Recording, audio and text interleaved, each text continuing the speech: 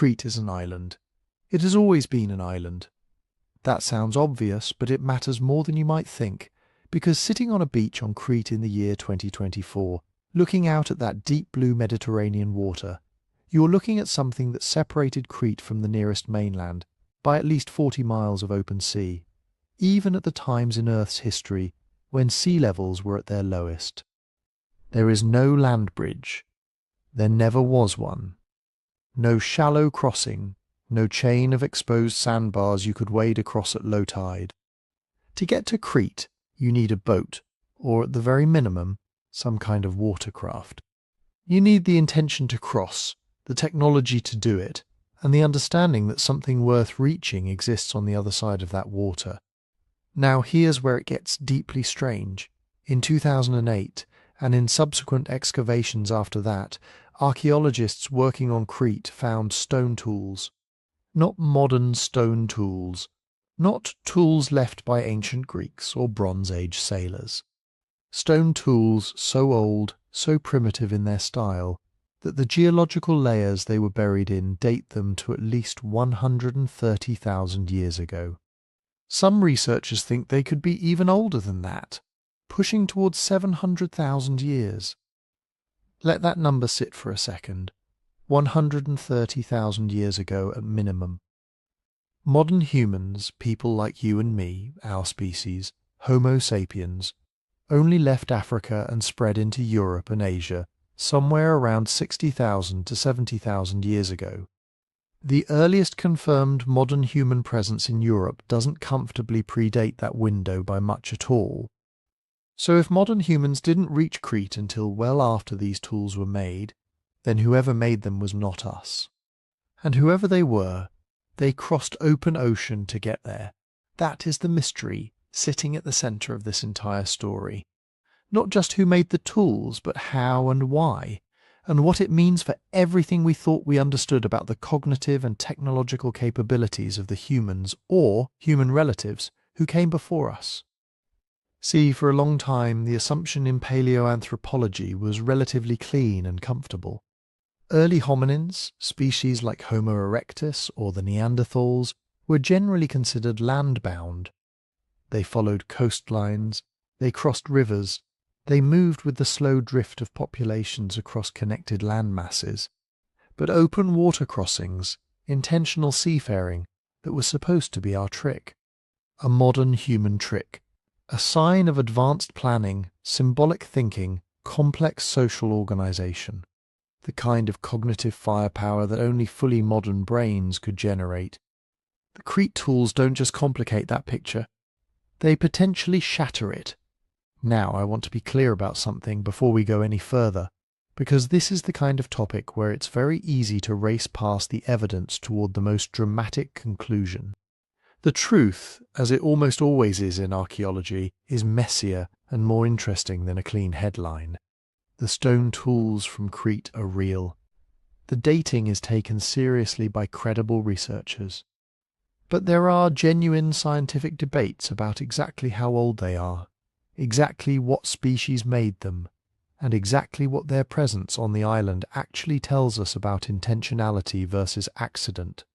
We're going to walk through all of that.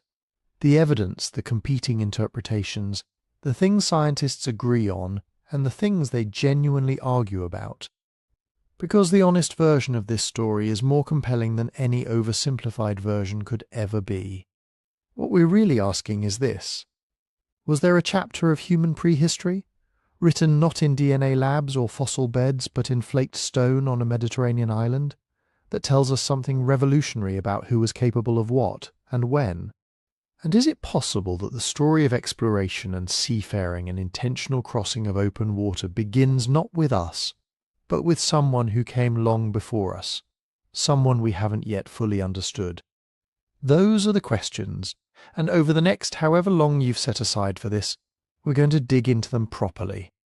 Before we do, real quick, if you're listening on Spotify, go ahead and follow the show there. It's completely ad-free, no background music, just the story. Link is in the description, and it's genuinely the best way to support what I do here. So thank you if you do that. And I want to know where you are right now. Drop it in the comments. The city, the time, whether you're driving or lying in the dark at 2 in the morning waiting for your brain to finally stop running. I read those comments, and it's one of my favourite things about making these, because it's always Berlin at breakfast, and Vancouver at midnight, and someone in Melbourne on their lunch break, all hearing the same thing at completely different moments in their day. Okay, back to Crete. Back to 130,000 years ago. Back to whoever stood on that shoreline, looked out at water they had no guarantee ended anywhere worth going, and crossed it anyway. Let's figure out who they were. To understand why the Crete discovery is so disorienting, you need to understand what islands actually are in the context of prehistoric movement.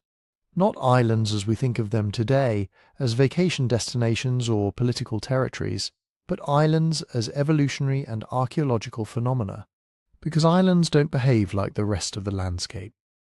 They operate by different rules. And those rules are exactly what makes finding 130,000-year-old tools on Crete so difficult to explain away. Start with the basic geography.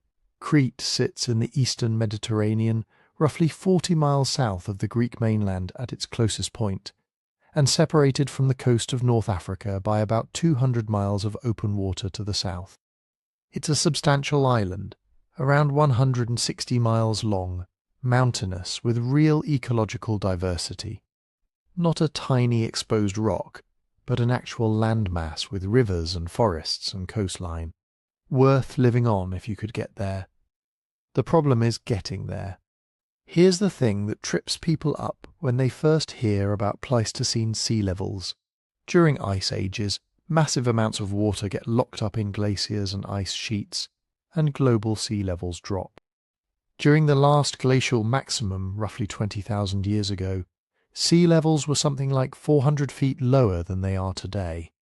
That sounds like it should turn the Mediterranean into a very different place, exposing vast stretches of seafloor and potentially connecting islands to the mainland.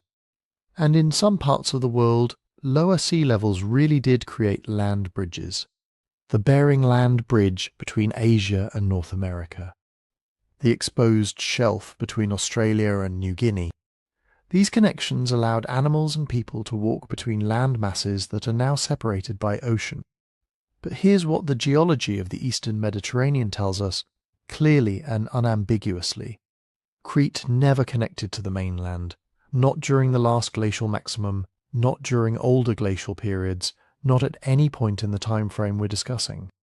The seafloor between Crete and the Greek mainland drops into water that is deep enough that even the most dramatic sea level drops during the Pleistocene would not have exposed a continuous land surface. The channels simply go too deep.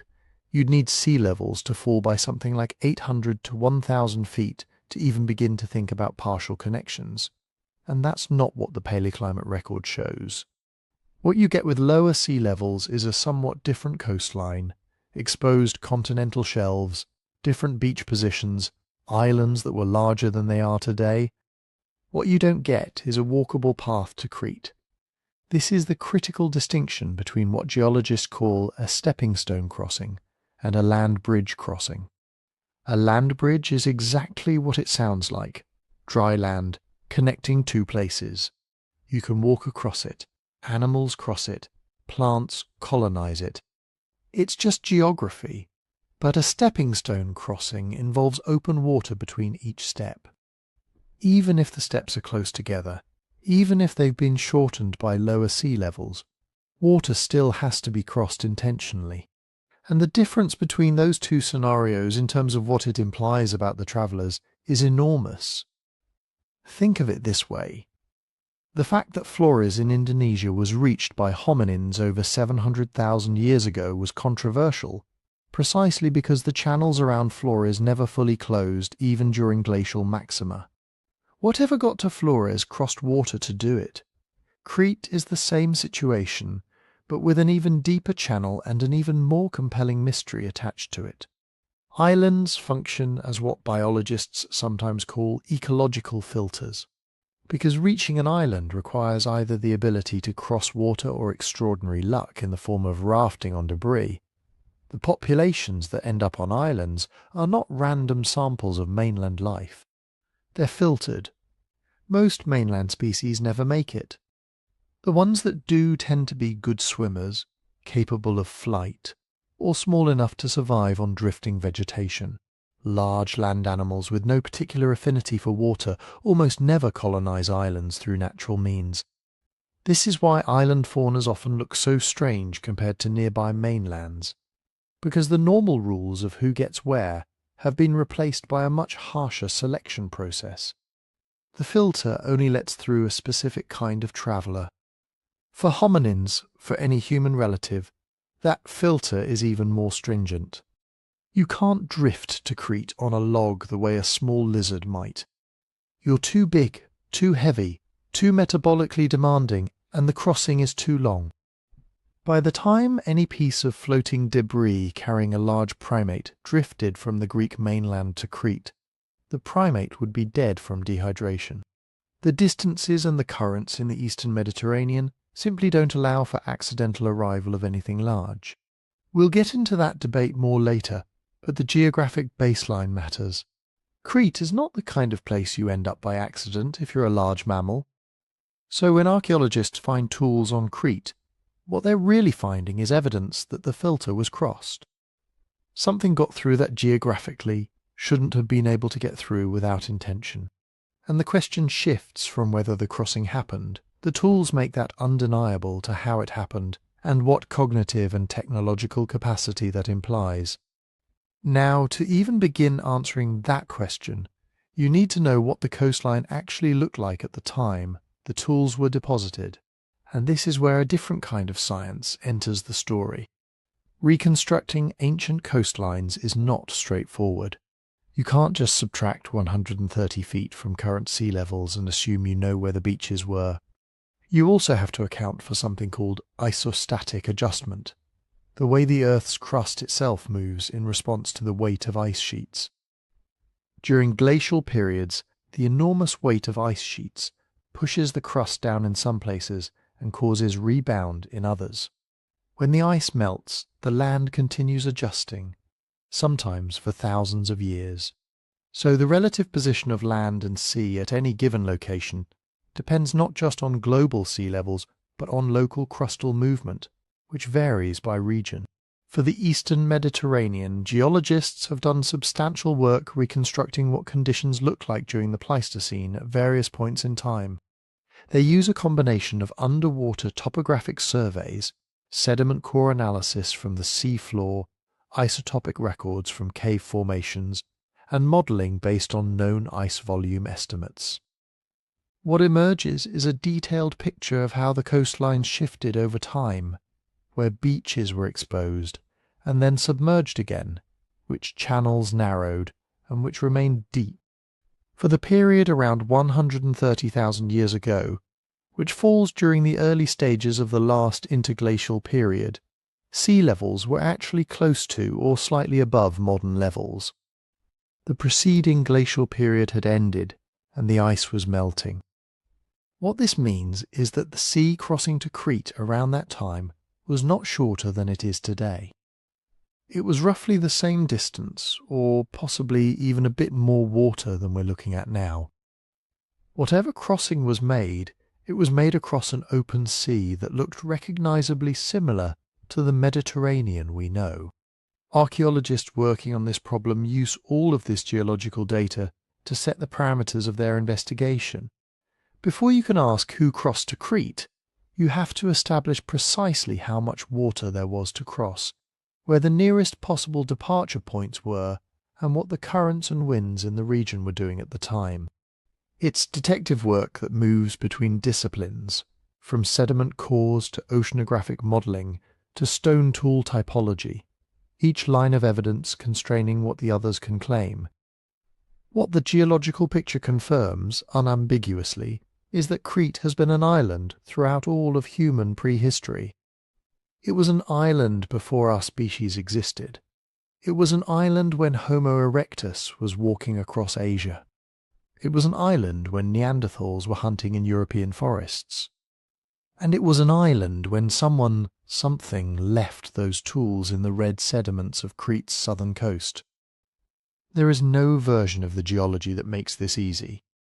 No version where you can say, well, the sea level was lower, so maybe they just walked most of the way. The sea was there. It has always been there. And that means the tools represent something that, by conventional thinking, should not have been possible for whatever species was present in the Mediterranean region 130,000 years or more ago. That's the foundation. That's why geographers and geologists take this discovery seriously enough to sit with it, because the physical setting doesn't allow for convenient explanations. The island was an island. The crossing was a crossing. And whoever made it either had the capability to do so intentionally, or something happened that we don't yet have a good framework to explain. What the tools themselves look like, and what they tell us about the hands and minds that made them, is where the story gets more complicated still. Because the tools are not what you'd expect if you were imagining a sophisticated seafaring culture. They're old, they're simple. And that simplicity is one of the strangest and most fascinating parts of this entire puzzle. When news stories talk about 130,000-year-old tools on Crete, they make it sound like somebody dug up a neat little campsite with a hearth, some bones, and a pile of stone tools sitting right where they were left. That's not what happened. The real story begins with a very different kind of archaeology. Not a single dramatic excavation, but years of walking, systematic walking, archaeological survey. Southern Crete is cut by a series of deep gorges that run from the mountains down to the Libyan Sea. Rivers and seasonal streams have carved their way through layers of limestone and sediment, exposing old terraces, ancient riverbanks and shorelines that were laid down hundreds of thousands of years ago, and then stranded as the landscape rose and the rivers cut deeper. It's along these terraces, especially near the southern coast around places like Placius, Prevali and adjacent valleys, that the controversial tools turned up. If you were there with the survey teams, what you'd see is not a dig, but people spaced out in lines, slowly crossing eroded slopes and terrace surfaces, eyes trained on the ground. No trowels, no brushes, just boots, clipboards and the patience to stare at rocks for hours. Most of what they're walking across is just that, rocks. Limestone fragments, river cobbles, pebbly gravels, bits of weathered chert. It all blends together, but every so often something stands out. An edge that looks too straight, a flake scar at just the right angle, a piece of stone that doesn't match anything else nearby. Over time, these somethings began to cluster in specific places on those old surfaces. Not single odd stones, but little concentrations of material, cores, flakes, a few larger, more shaped pieces that look strikingly like crude hand axes or bifaces. If you're not familiar with stone tools, core and flake sounds underwhelming, but in Paleolithic archaeology, that's the bread and butter of what human activity looks like. A core is the chunk of stone that someone has deliberately struck to knock off flakes. It's the parent block, the thing you hold and hit with a hammerstone. A flake is the piece that comes off, thin, sharp, often used directly as a cutting or scraping tool. In many early technologies, the flakes are actually the main goal. The core is just the scaffold you remove them from. On these Cretan terraces, survey teams found both. Cores with multiple removal scars radiating from a prepared surface. Flakes with the characteristic features of deliberate napping. A striking platform where the blow landed. A bulb of percussion. Rippling fracture lines radiating from the impact point. Sometimes you see negative flake scars on a core arranged in a pattern that only makes sense if someone understood where to hit to get a usable piece. Mixed in with these are a small number of larger tools, thick, bifacially worked pieces that look, in plan view, like worn-down hand axes or heavy-duty cutting implements. They're not elegant in the way classic Acheulean hand axes from Africa or Europe can be, but the basic idea is the same. Take a suitable stone, thin it by removing flakes from both faces, end up with a shaped tool that has a more or less continuous working edge. That combination cores, flakes, and occasional bifacial pieces starts to look less and less like random breakage and more like an assemblage, a toolkit. But here's the tricky part. Nature also breaks rocks. And if you want to claim that something on an island that should never have been walked to is actually a human-made tool, you have to be absolutely obsessive about the difference. So how do archaeologists distinguish an artifact from a geofact, a naturally broken stone that just happens to look sort of intentional?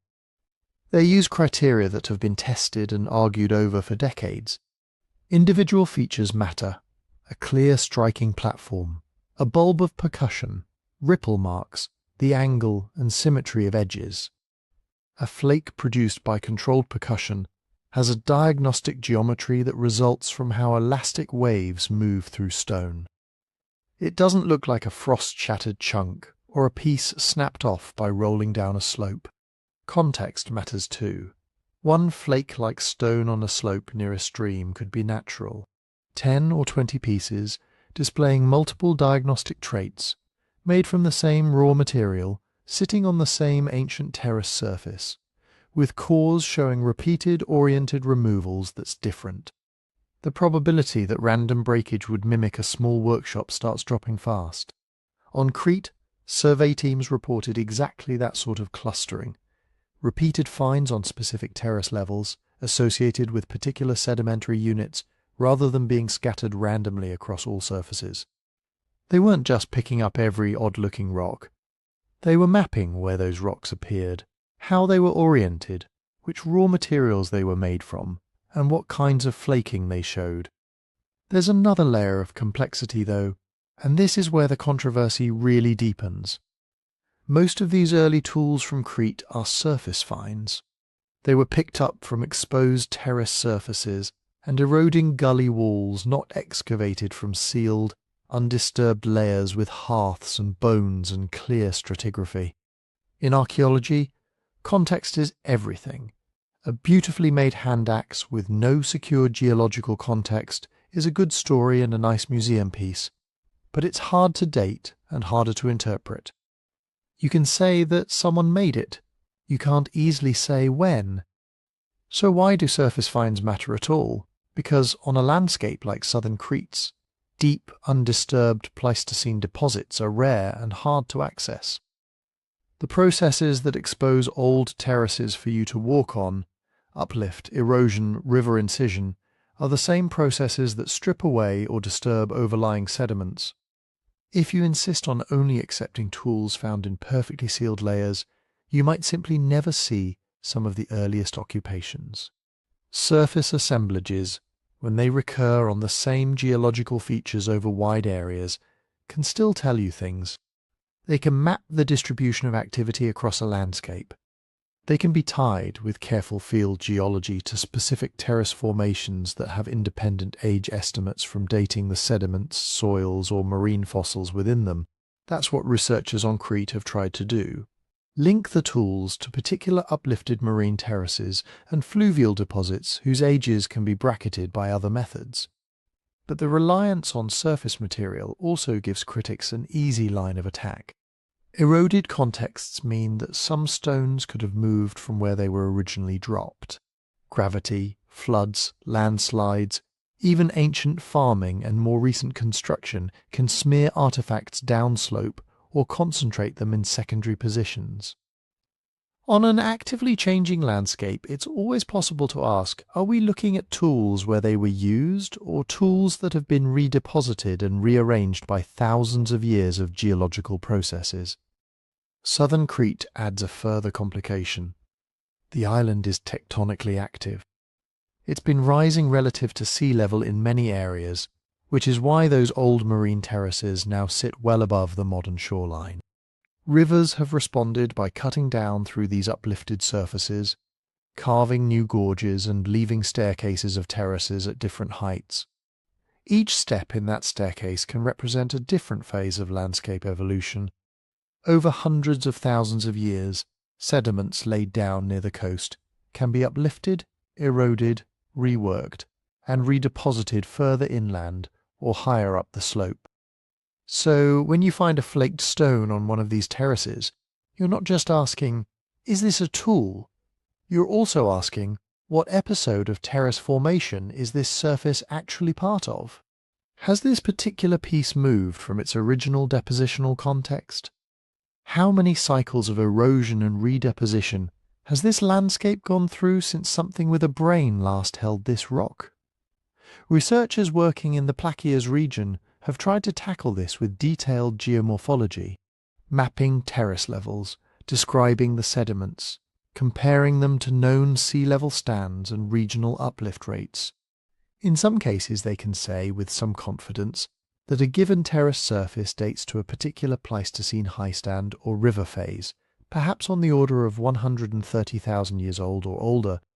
Tools sitting stably on that surface weathered into it, matching its patina and degree of erosion, start to look like they've been there a very long time. But none of this is as clean as a buried campsite with a radiocarbon date. It's inferential. It leans hard on reading the landscape as a stratigraphic record, a tilted, broken, partially erased book where half the pages are missing. That's why the Cretan tools sit in this liminal space between startling discovery and ongoing argument. On one hand, multiple survey areas along the southern coast have produced consistent assemblages of what look very much like lower and middle Paleolithic tools, cores, flakes, and hand axe-like bifaces made from local raw materials found on geological surfaces that are plausibly 130,000 years old or more. On the other hand, the tools are mostly from surface contexts in a dynamic, tectonically active environment with plenty of opportunities for reworking and confusion. What everyone does agree on is that something at some point left intentionally shaped stone artifacts in those red and brown sediments above the Cretan shore. The real fight is over which episode in the island's long geological history those tools belong to, and by extension which hominin species could have been standing there, looking out over the same sea, deciding to cross or stay. To get at that timing, and at just how old really is in this case, we have to look closely at the dating methods that underpin the entire claim. How do you tell whether a stone lying on a terrace is 30,000 years old, 130,000, or 300,000? That's where the story turns from walking surveys and terrace staircases to the physics of electrons trapped in grains of sediment. When archaeologists say 130,000 years, they're not secretly picturing a tiny calendar buried in the dirt next to a stone tool. They're almost never dating the artifact itself. What they're really dating is everything around it: the sediments, the landforms, the ancient shorelines and river deposits that tell you when that particular surface of the earth was last being built, flooded or buried. So on Crete, the key distinction is this: you can try to date the stone tool, or you can try to date the terrace it's sitting on. One of those is mostly impossible, the other is hard, but doable. Stone by itself is terrible for direct dating in this time range. It doesn't contain organic carbon, so you can't use radiocarbon. It often doesn't have the right minerals or alteration products for other direct methods. A flake of chert knocked off a cobble 500,000 years ago may look exactly like a flake knocked off last week, at least in terms of its internal chemistry. But that flake doesn't hang in empty space. It lies in or on sediments, gravel, sand, silt, soil that have their own clocks ticking inside them. Those clocks are what researchers lean on. On Mediterranean terraces, there are a few main lines of attack. The first is the oldest and simplest: stratigraphy. Reading layers. If you stand in a gorge wall in southern Crete, you can literally see time stacked in bands of different coloured sediment. Coarse river gravels at the bottom, finer sands above, maybe a pale hardened soil on top, then another package of gravels cutting into that. Each unit represents a phase, a time when rivers flowed differently, sea level stood at a different height, or climate shifted from wetter to drier. Basic stratigraphic logic says lower is older, higher is younger, unless something has clearly flipped or folded the sequence. So if your tools consistently sit on a particular terrace level, capped by later deposits, you already know they must be older than whatever sealed them in. That's helpful, but older than X is not a date. To put actual numbers on those layers, archaeologists and geologists turn to more exotic clocks, methods that measure how long minerals have been exposed to light, or how long shells have been sitting in a slowly crystallizing crust. One of the big ones for Pleistocene sediments is OSL, optically stimulated luminescence. Here's the basic idea. Certain minerals in sand and silt, usually quartz and feldspar, act like tiny charge traps. Natural radiation from the environment knocks electrons around inside their crystal lattice, and over time, some of those electrons get stuck in defects. As long as the grains are buried in the dark, the traps keep filling. The longer they sit, the more electrons accumulate.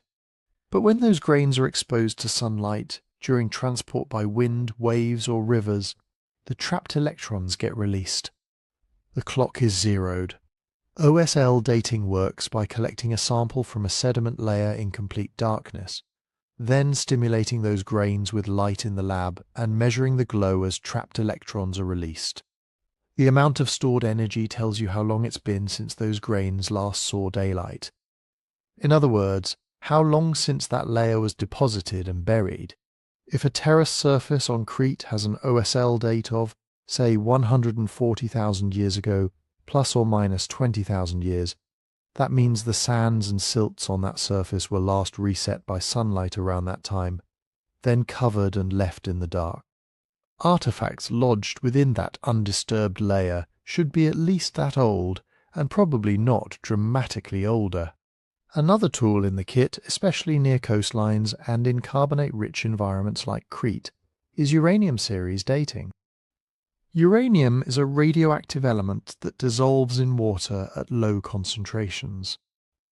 When that water precipitates calcite, forming things like stalagmites in caves, travertine crusts or marine carbonate cements, the uranium gets locked into the growing crystal.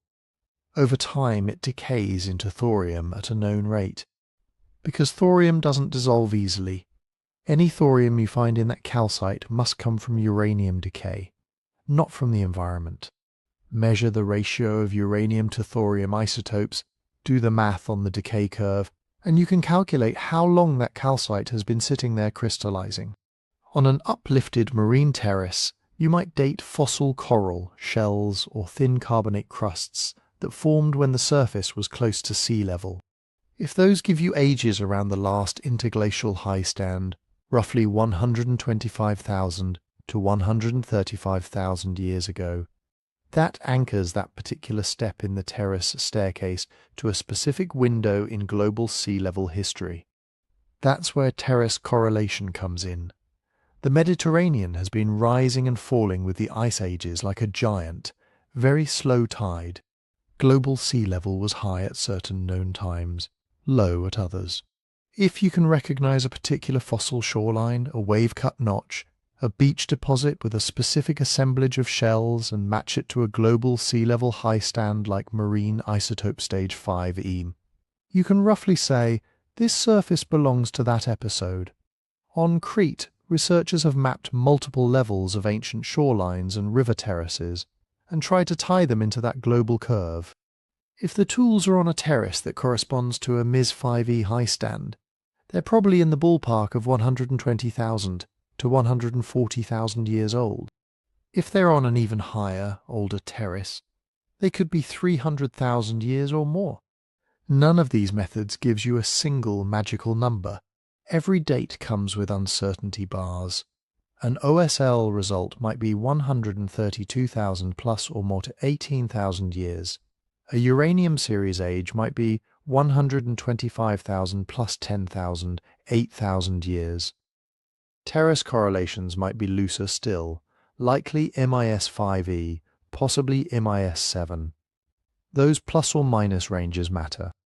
They're not just fine print. They're the difference between saying this almost certainly predates Homo sapiens in this region, and this could overlap with early modern humans. So when you hear around 130,000 years, you should translate that as somewhere within a bracket that might stretch from, say, 110,000 to 160,000 years, based on the best current data. It's a time window, not a birthday. What would really lock things down on Crete? First, truly in situ layers. Tools found embedded in undisturbed sediments with clear stratigraphic relationships, lying on a dated surface, under another dated surface, with no signs of being churned by roots, burrows, or later erosion. A flake still half sticking out of a compacted horizon is more convincing than one lying loose on a weathered slope. Second, sealed contexts. Imagine a buried paleosol, a fossil soil, with artifacts resting on its top, then capped by a volcanic ash layer, or a carbonate crust that can be dated independently.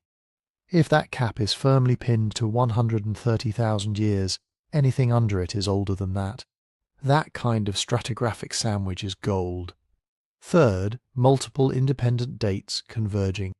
OSL on the enclosing sands, uranium series on a carbonate crust, maybe electron spin resonance on a fossil tooth in the same layer, all pointing to roughly the same time interval. When different clocks agree, confidence goes up fast. Critics of the Cretan claims focus on exactly these weak points. They ask, are the tools really in primary position, or could they have washed downslope from younger or older deposits?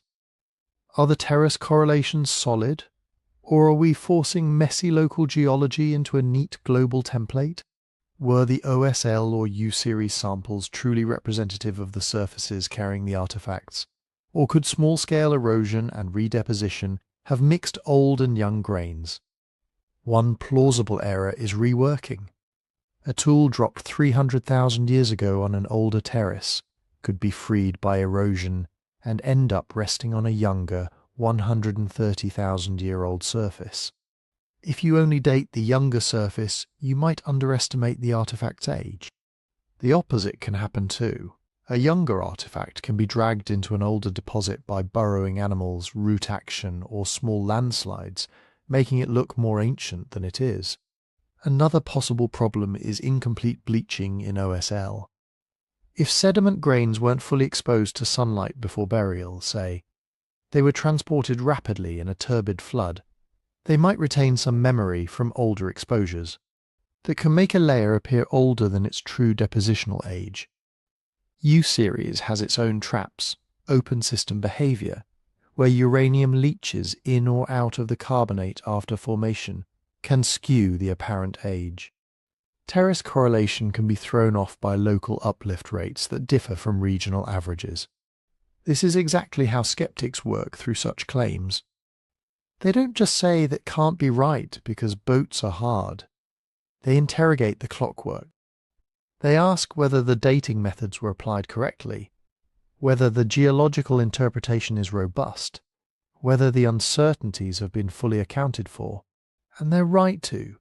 Because if we're going to say that some non-sapiens hominin stood on Crete's shore 130,000 years ago, looking out at the horizon and somehow ending up on an island that had never been connected to the mainland, that conclusion is only as strong as the dates that put them there. Once you accept, even tentatively, that those terraces really do belong to that older Pleistocene world, a new question opens up. What exactly were those early visitors doing there? And what do their tools say about the minds and behaviours behind them? If you pick one of those Cretan tools up in your hand, it doesn't whisper a name to you. It doesn't say, "Hi, I'm Neanderthal," or "property of early Homo sapiens." What it does say, very loudly, is how it was made. And that's where archaeologists start.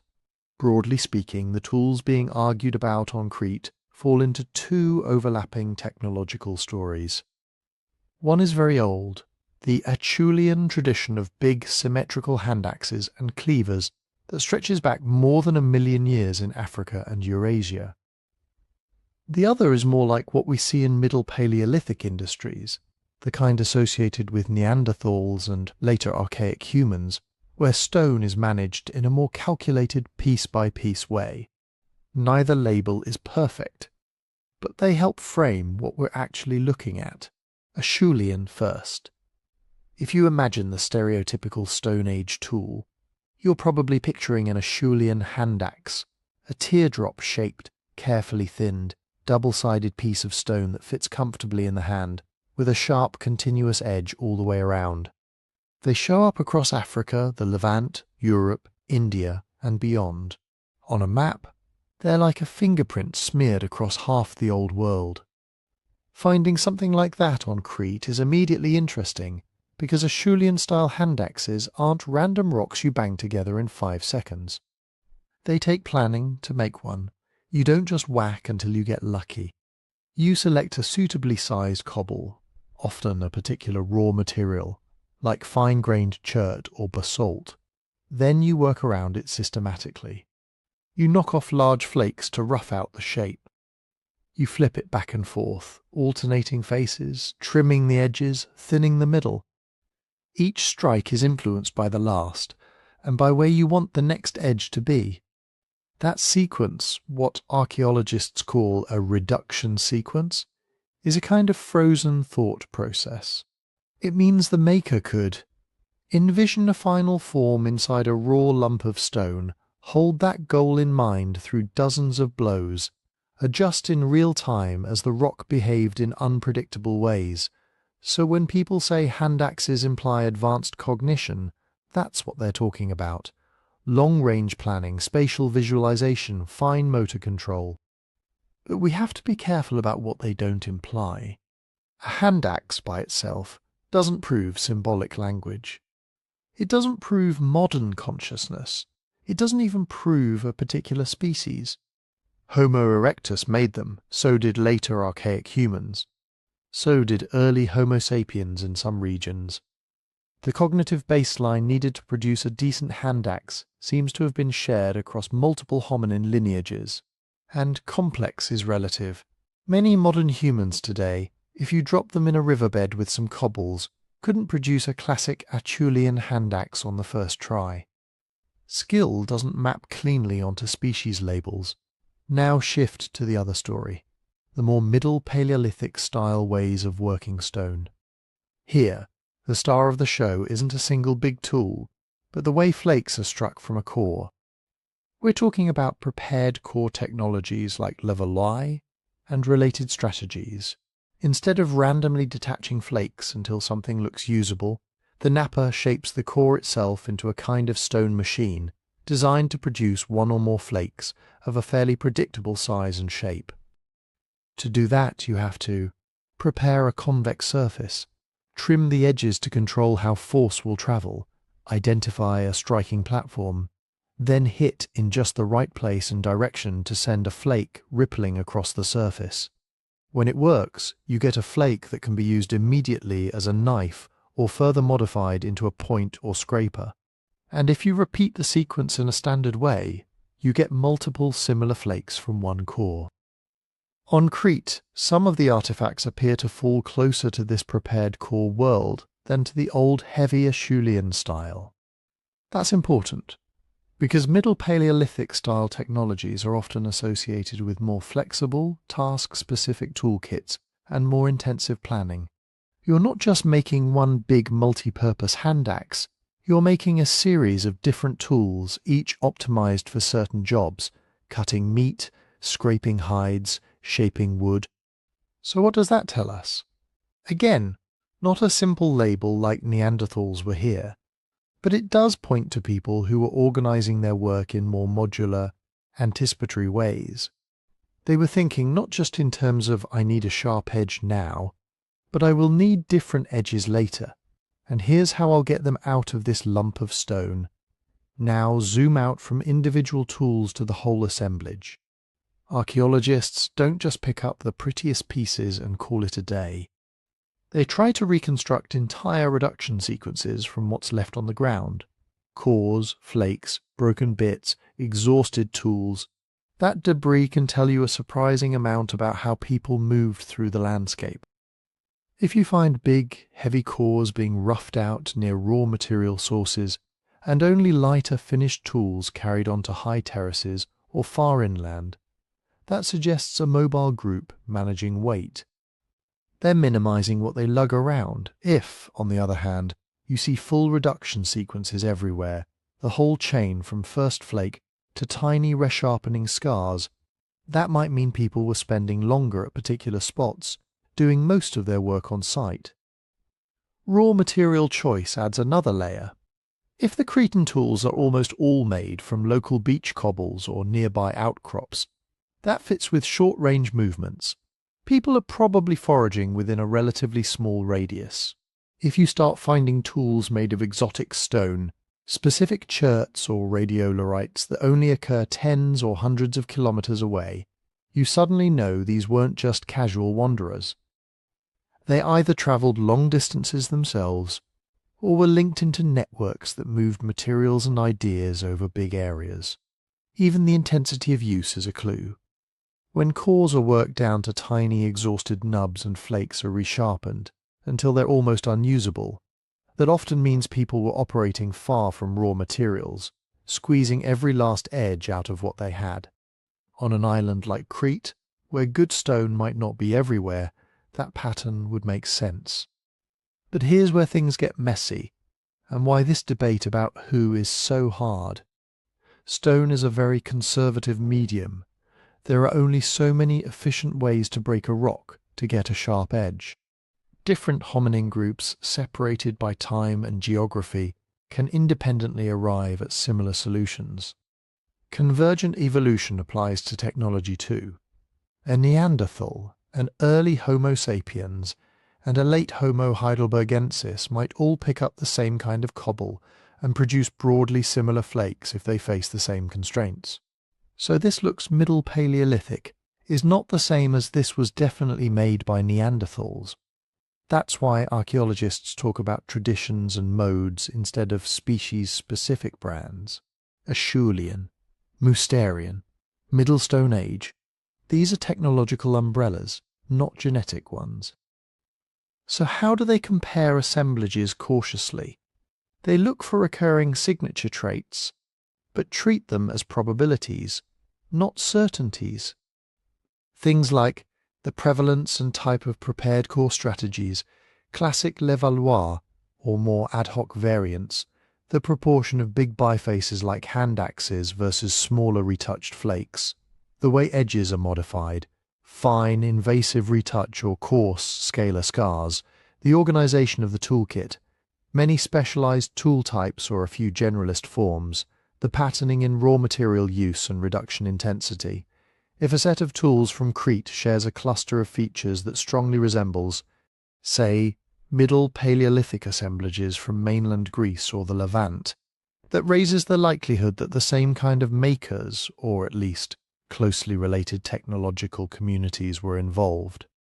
But because similar looks can be produced in different contexts, responsible researchers frame those links as affinities, not identifications. So when you hear something like the Cretan assemblages show Acheulean affinities or have Middle Paleolithic-like characteristics, translate that as the way these stones were broken and shaped fits best with toolkits we usually associate with certain time periods and hominin populations elsewhere, but we cannot, on that basis alone, pin a specific face to the maker. All of this brings us back to the bigger puzzle. The tools speak of planning, of mobility, of people who understood raw materials and landscapes well enough to exploit them efficiently. But they don't come with a passport. To figure out who could have carried that knowledge across open water, we have to step away from the stones for a moment and look at the sea itself. What kind of Mediterranean world existed around 130,000 years ago? And what opportunities or barriers it might have presented? To understand that world, we have to drop ourselves into a very particular moment in Earth's mood swings. About 130,000 years ago, the planet was sliding into what geologists call the last interglacial, also known in Europe as the Eemian, and globally as marine isotope stage 5e. Names don't matter much here. What matters is what it felt like to live through. Compared to the glacial periods before and after, this was a warm spike. Ice sheets in the northern hemisphere pulled back. Sea levels rose, probably several meters higher than today at peak. Forests crept north into regions that had been tundra. In many places, climates were not just warmer, but wetter, more stable, more predictable. But stable in geological language doesn't mean unchanging on the ground. When you zoom in from the 100,000-year scale to the 1,000-year scale, or the human lifetime scale, this so-called interglacial was still full of swings. Rain belts shifted. Storm tracks wandered. Coasts eroded and rebuilt. Rivers changed course. A shoreline that looked one way when your grandparents were born might look very different by the time you had grandchildren of your own. In the Mediterranean, that dance was especially intense. This basin sits at the intersection of African monsoon systems, Atlantic westerlies and Eurasian continental climates. Small nudges in global temperature can radically alter how those systems interact. During the last interglacial, large parts of the Mediterranean world seem to have been greener than in the harsher glacials. More woodlands, richer grasslands, more reliable freshwater in many coastal zones. From the point of view of a Pleistocene forager, that's opportunity. Imagine moving along a coastline where you have, in a relatively narrow strip, terrestrial game moving between inland pastures and the sea, freshwater outlets where fish gather seasonally, rocky shores crowded with shellfish and limpets, sandy beaches where sea turtles haul out to lay eggs, occasional strandings of dolphins or whales after storms compared to the deep interior, where droughts could turn a good valley into a death trap. Coasts are shock absorbers. They buffer climate variability. When land animals are scarce, you can dig clams. When the sea is rough, you can hunt in the brush behind the dunes. The menu is broader, the risks slightly lower. This is part of why archaeologists talk about coastal adaptations as such a big deal in human evolution. Not because early coastal people were magically smarter, but because the shoreline forced them or allowed them to develop new behaviors. You need to understand tides, seasons, and storm patterns. You need to time your visits to rocky platforms so you're not cut off and drowned. You may need new tools for prying, scraping, cutting. You may need containers to haul water and shellfish. And if you're clever, you start to see the coastline not as a dead end, but as a highway. Walkable, flat terrain. Predictable sequences of bays and headlands. Bays that funnel fish, estuaries that trap nutrients, predictable landfalls where fresh water and shelter tend to coincide. Now put that highway into its last interglacial context. Sea level at the warmest part of that period was probably higher than today. But it didn't sit at one exact level for the whole time. It rose, it paused, it maybe fluctuated a bit with shorter-term ice dynamics.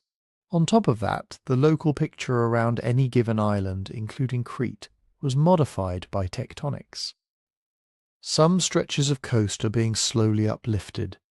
Others are subsiding. What that means is the distance from mainland to island, the number of stepping stone islets, the shape of bays and channels, those things were not fixed. They changed over tens of thousands of years, and sometimes over much shorter intervals. During colder glacial phases, when sea levels dropped by 100 meters or more, vast shelves that are underwater now would have been dry land.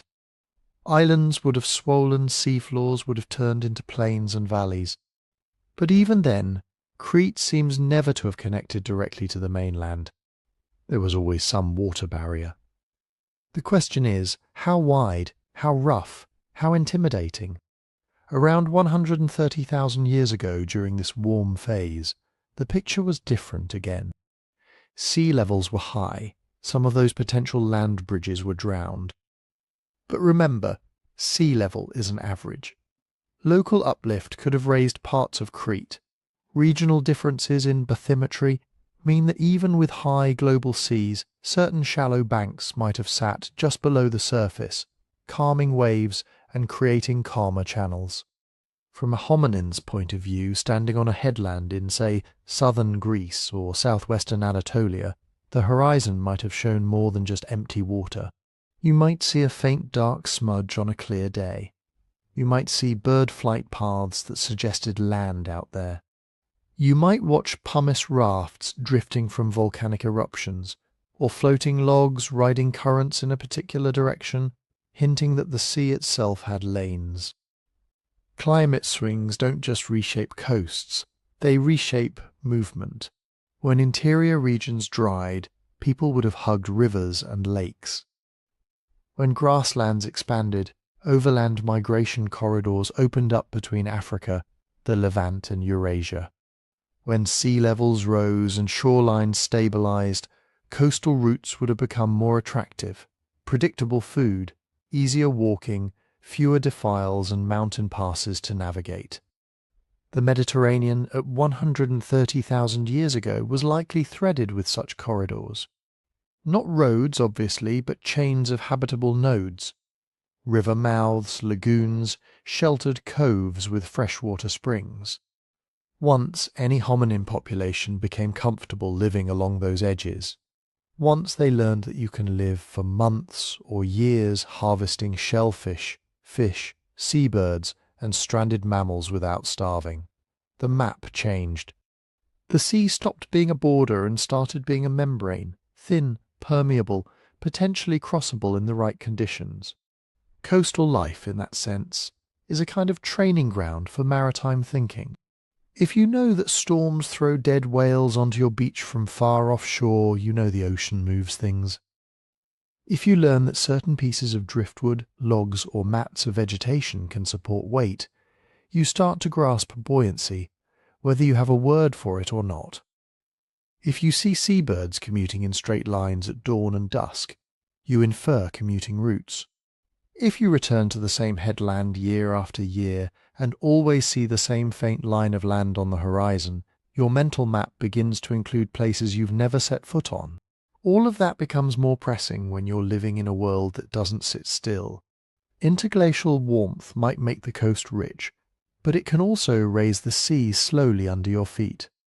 A camp spot that was comfortably inland for your grandparents might be at the cliff edge for you, and in the surf for your grandchildren.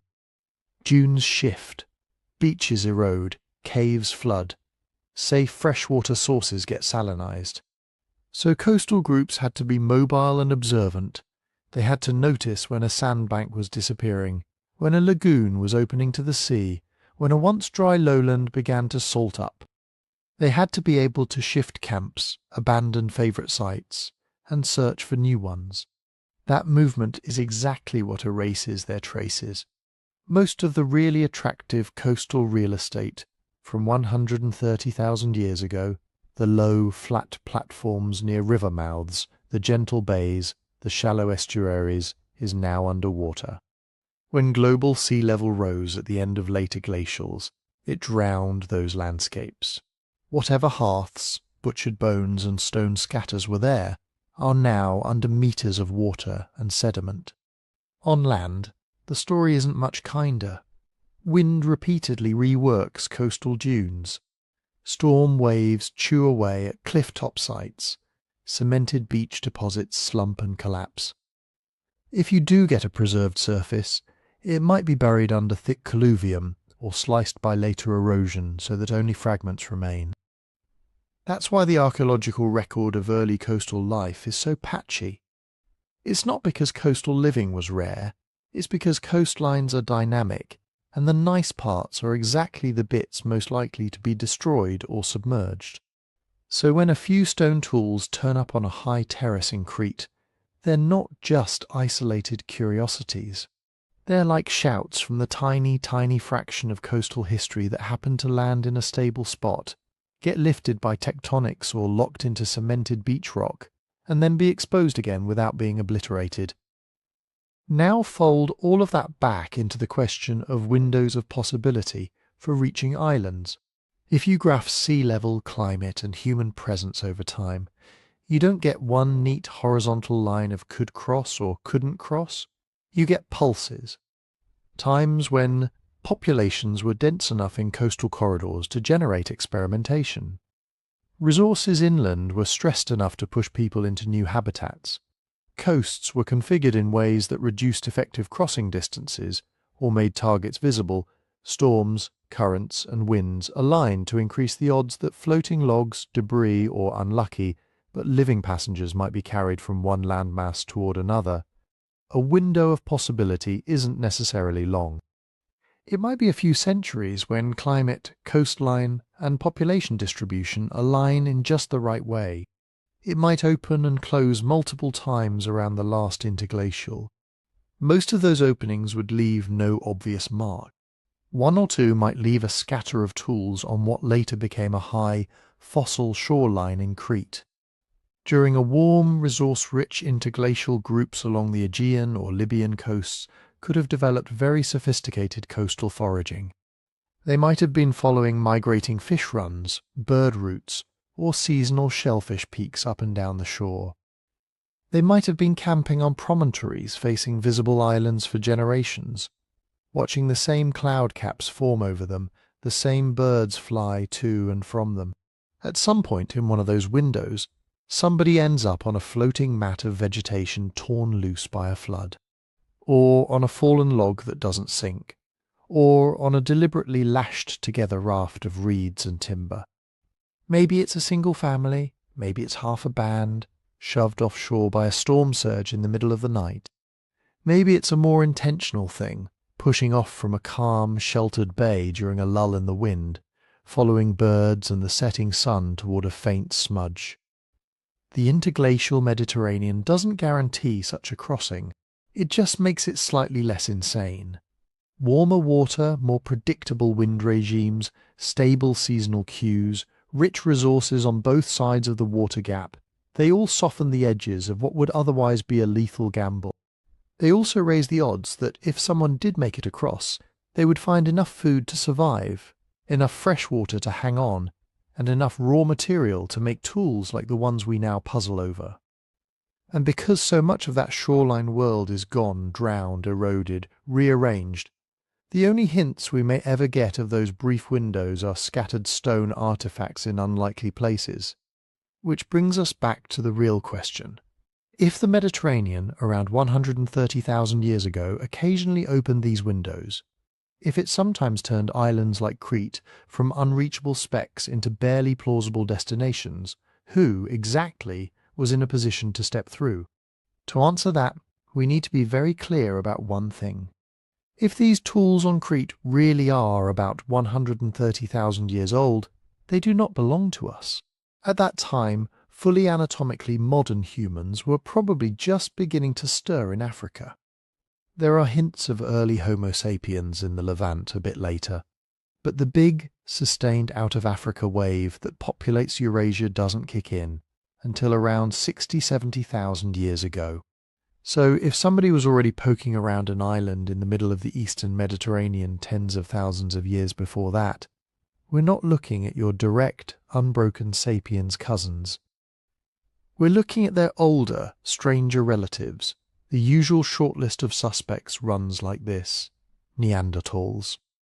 Homo heidelbergensis, like populations often called archaic Homo or Middle Pleistocene hominins, and a grab bag of regional forms in that same archaic grade, some named, some only hinted at in the bones and DNA. None of these were primitive cavemen in the cartoon sense. They were humans in the broader sense, big-brained, tool-using, social mammals who had already survived multiple glacial-interglacial swings before the last interglacial even began. Start with a celebrity, Neanderthals. By 130,000 years ago, classic Neanderthals were already established across much of Europe and Western Asia. Their fossils show up from Spain to the Caucasus, from France down into the Levant. They hunted large game, handled harsh winters, and, as we saw, developed sophisticated tools and social behaviour. What about the Aegean and Eastern Mediterranean? We don't have a Neanderthal skeleton from the Greek mainland that dates neatly to exactly 130,000 years ago. But we do have Neanderthal remains and tools in Greece from before and after that window.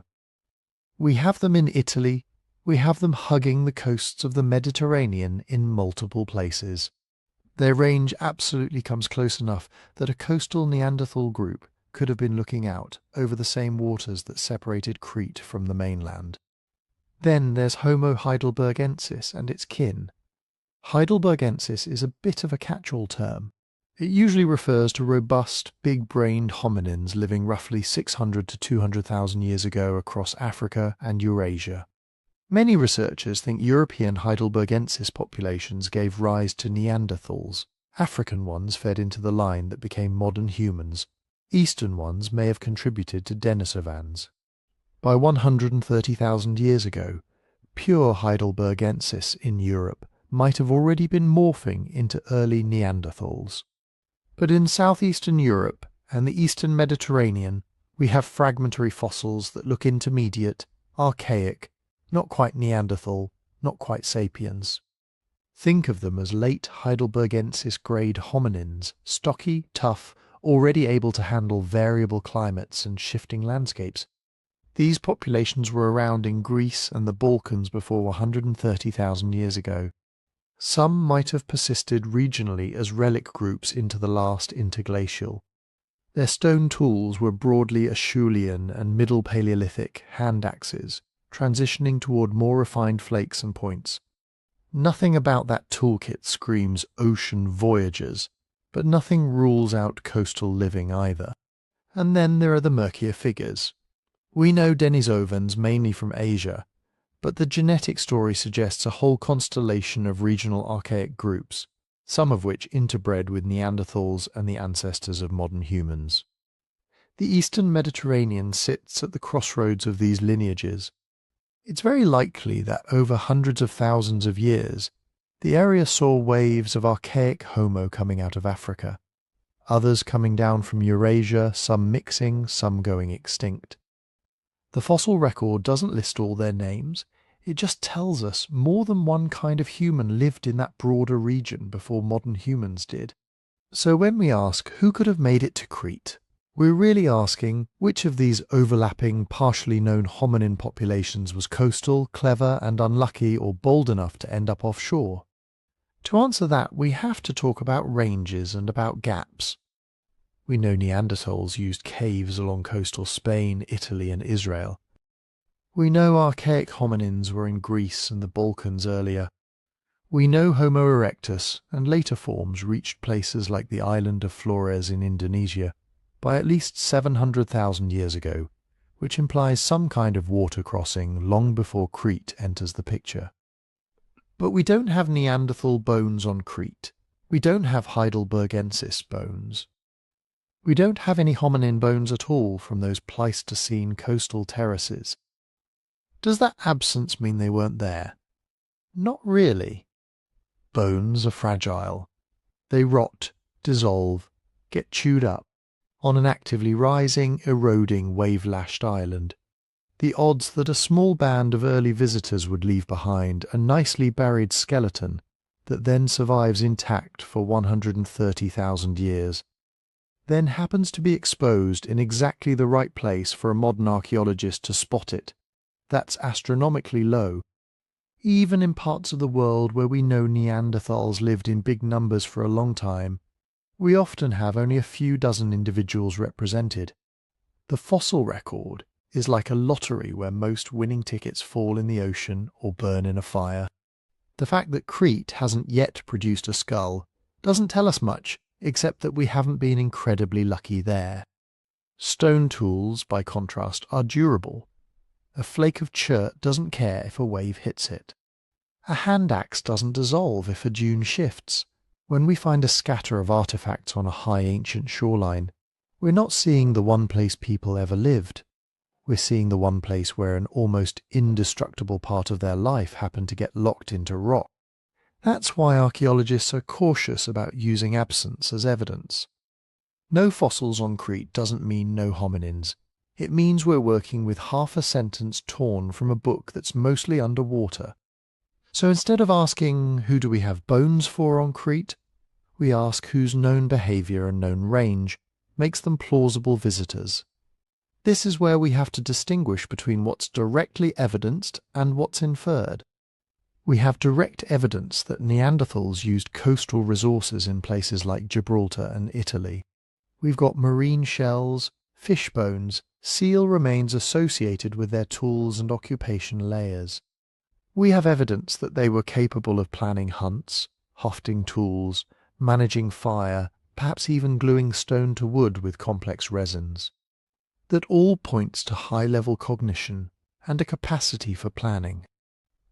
Do we have direct evidence of Neanderthals building boats? No. There's no Neanderthal canoe preserved in some miracle bog. But if they were comfortable working wood, reading coastlines and timing movements around tides and seasons, it's not a huge leap to imagine them experimenting with floating logs, rafts, or simple watercraft. For Heidelbergensis grade groups in the eastern Mediterranean, the evidence is sparser. We have hand axes and flake tools. We have occupation sites in caves that were probably not far from ancient shorelines. We infer that they too followed rivers and coasts, because almost all hominins do water and food cluster there. But we don't yet have the smoking gun of systematic shellfish harvesting or clear maritime specialization. Then there's a more basic behavioral capacity, dispersal. Every hominin that left Africa had to be capable of long-range movement, flexible diet, and some level of social organization. Erectus did it. Heidelbergensis and its descendants did it. Denisovans and Neanderthals did it. That shared, deep capacity for pushing into new environments is arguably older than any named species on our list. If you give such a population a Mediterranean full of coastal corridors, visible islands, and occasional extreme storms that rip chunks of forest into the sea, you don't need them to be master shipwrights. You just need them to do what hominins constantly did: range, explore, take risks, sometimes by choice, sometimes by accident. So we end up with a strange asymmetry.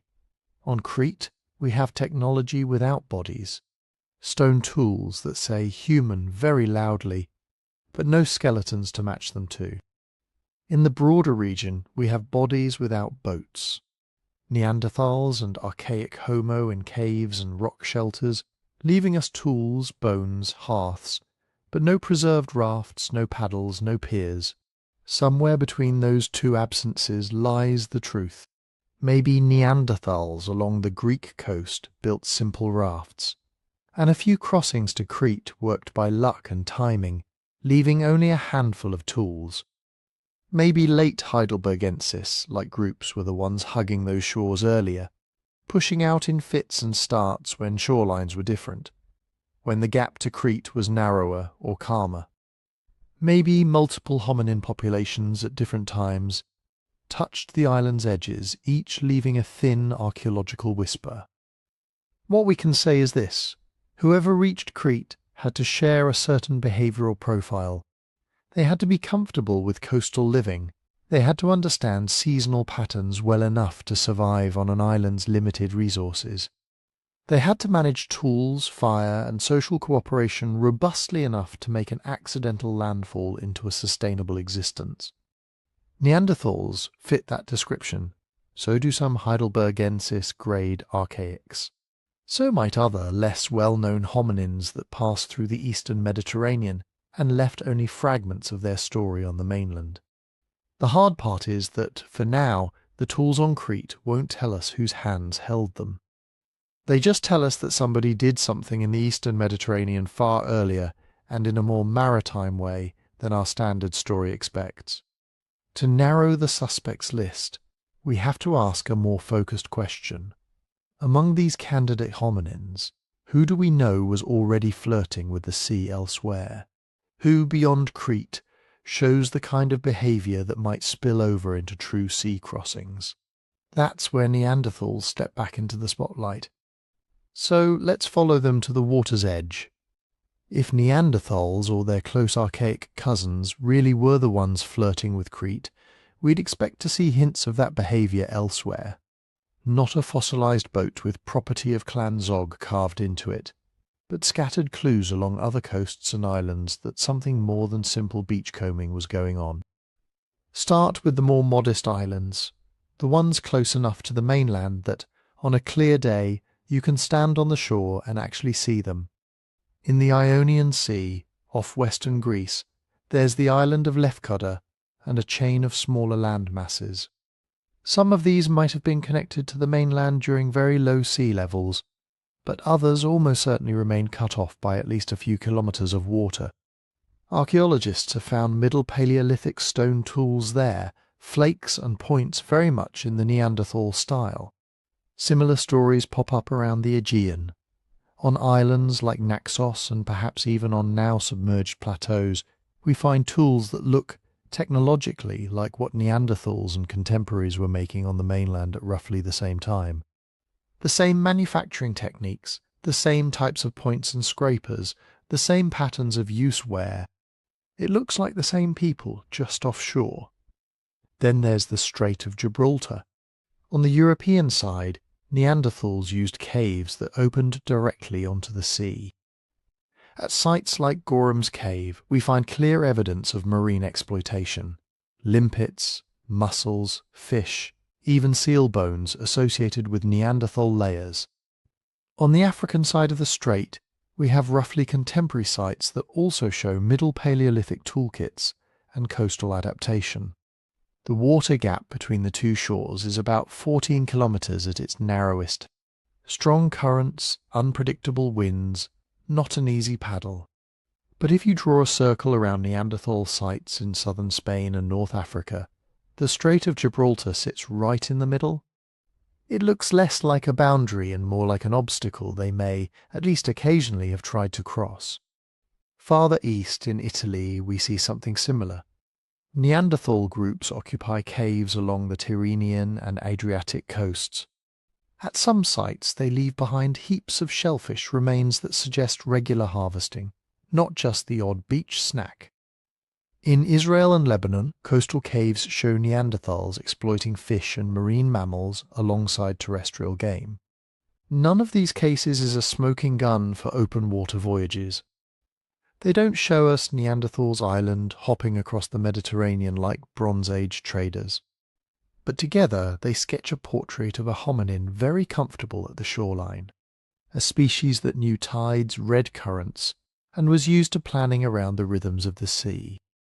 That brings us to a crucial distinction. When does being coastal become being maritime? Archaeologists usually think in terms of three rough categories. At the simplest level, you have shoreline opportunists. These are groups that live near the coast, occasionally gather shellfish, maybe scavenge the odd beached whale, but don't really specialize in marine resources.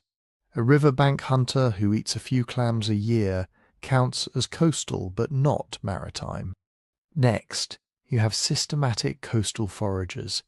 These are people who regularly harvest shellfish, fish in shallow waters, and maybe venture a bit offshore on foot, wading, reef walking, using simple nets or traps. Their diet and technology show a clear, ongoing engagement with the sea. Finally, you have true seafarers. These are groups that intentionally build watercraft, plan crossings to places they can't see both sides of at once, and treat water as a highway rather than a barrier. Reaching an island like Crete, which was never fully connected to the mainland during the relevant periods, almost certainly falls into this third category. So where do Neanderthals land on that spectrum? The cautious answer most researchers would give is somewhere between stage 1 and stage 2, with a few hints of something more. At Gibraltar, for example, the sheer volume of limpets and mussels suggests not just random snacking, but organised collecting. In Italy, cut marks on seal bones show butchery of marine mammals that would have required observation of their behaviour, and perhaps coordinated hunts along rocky shores. At some Levantine sites, fish bones indicate regular consumption, not just occasional scavenging. Taken together, those lines of evidence push Neanderthals solidly into the systematic coastal forager category. They knew how to exploit the marine margin efficiently. They weren't afraid of the water, but intentional seafaring is another step. It means deliberately leaving land behind. How do we tell archaeologically when that step has been taken? One blunt criterion is geography. If hominins are on an island that was never fully joined to a mainland, or that was separated by deep channels, even at the lowest ice age sea levels, something had to carry them there. You can argue about timing and species, but not about the need for some kind of crossing, intentional or accidental. Another clue is patterning. If you find one lonely site on an island edge, with a tiny scatter of tools and nothing more, you might be looking at a one-off event, an accident, a drift, a storm-tossed log. But if you find multiple sites spanning different time periods, deeper inland, with clear signs of repeated occupation, then you're probably not dealing with a single freak storm. You're looking at intentional traffic. This is where experimental archaeology enters the picture. Over the last few decades, several teams have tried to test just how hard early seafaring would have been for hominins with Neanderthal-grade technology. No metal tools, no sails, no neatly planked hulls, just wood, vines, hides, maybe some stone adzes or hand axes. The results are humbling in both directions. On one hand, very simple rafts built with Stone Age techniques can be surprisingly seaworthy. Lash a few large logs together with plant fibre, wedge some cross pieces for stability, maybe add a raised platform to keep your supplies dry, and you have a raft capable of carrying several adults across short to moderate distances, even in choppy conditions. Experimental voyages in the Aegean and near Gibraltar have shown that, with favourable currents and basic paddling, such rafts can cover 10 or 20 kilometres in a matter of hours. No advanced carpentry, no deep theoretical understanding of buoyancy, just observation, trial and error, and a willingness to get wet. On the other hand, controlling where you end up is much harder. Without a sail or a deep keel, you're at the mercy of wind and current patterns. Steering is crude, landing where you intend, as opposed to wherever the sea decides to spit you out, takes practice and some level of accumulated knowledge about local conditions. So experimental archaeology tells us two things at once. First, Neanderthal-level technology is absolutely sufficient to build watercraft capable of crossing the sort of channels that separate many Mediterranean islands from the mainland. You do not need modern humans or Upper Paleolithic blade tech for that. Second, doing it reliably on purpose, over and over again, probably requires a cultural tradition of seafaring. Shared knowledge, stories about winds and currents, perhaps specialized roles within the group. That's less about hand axes and more about social learning. This is exactly where scholars begin to argue. Skeptics of Neanderthal seafaring point out that, aside from a handful of contested islands, Neanderthal archaeology overwhelmingly hugs the mainland. They see coastal sites, yes, but not a clear, repeated pattern of offshore colonization. They emphasize the difficulty of navigation without maps or compasses, the dangers of open water, the lack of preserved boats. More cautious proponents counter with 3 points. First, the preservation problem. Boats and rafts made of wood, reeds or hides almost never survive for 100,000 years, especially in dynamic coastal zones. Expecting a Neanderthal canoe to wash up intact in the archaeological record is unrealistic. Second, the analogy problem. We know that much earlier. Hominins, Homo erectus grade populations somehow reached islands like Flores in Indonesia by 700,000 years ago. Whatever carried them there wasn't rocket science. If erectus could manage at least occasional crossings in Southeast Asia, it's hard to argue that later, bigger-brained Neanderthals were categorically incapable of similar feats in the Mediterranean. Third, the behavioural envelope. As we saw, Neanderthals planned hunts, hofted tools, used complex adhesives, buried their dead, and may have used pigments and engravings. That's a cognitive and cultural package fully capable of experimenting with floating logs, stitched together reed bundles, or hide-covered frames. The debate, then, isn't really could they ever get on a raft. It's how often did they do it and under what circumstances. For some researchers, the default model is this. Neanderthals and other archaic hominins were primarily land-based, with occasional rare water crossings driven by accidents or extreme curiosity. Islands like Crete, if reached before sapiens, were statistical flukes, not part of a broader maritime tradition. Others see a more systematic pattern emerging. They note archaic tools on multiple islands in the Aegean and Ionian seas, potential crossings at bottlenecks like Gibraltar, and the Flores precedent in Indonesia. To them, early seafaring looks less like a one-time miracle and more like a repeated, low-frequency behaviour whenever the right combination of coasts, visible islands, and curious hominins came together. Where does Crete fit into this? It's one of the hardest cases because its separation from the mainland is substantial. You can't just wade it, and even at the lowest sea levels, you're looking at deep channels and multi-hour crossings. If Neanderthals or their relatives reached Crete around 130,000 years ago, it pushes them closer to the true seafarer end of the spectrum, at least in that region and moment. And that raises the stakes. If you accept Neanderthals as capable of that kind of crossing, you have to expand your sense of what their world looked like. Their maps weren't just rivers and valleys. They included islands, straits, and coastal routes that our fossil record barely hints at. If you reject that capability, you're forced to look for other explanations. Misdated tools, misinterpreted geology, or some other, as yet unidentified hominin, with a surprisingly wet set of habits. To sort between those options, we have to get even more specific.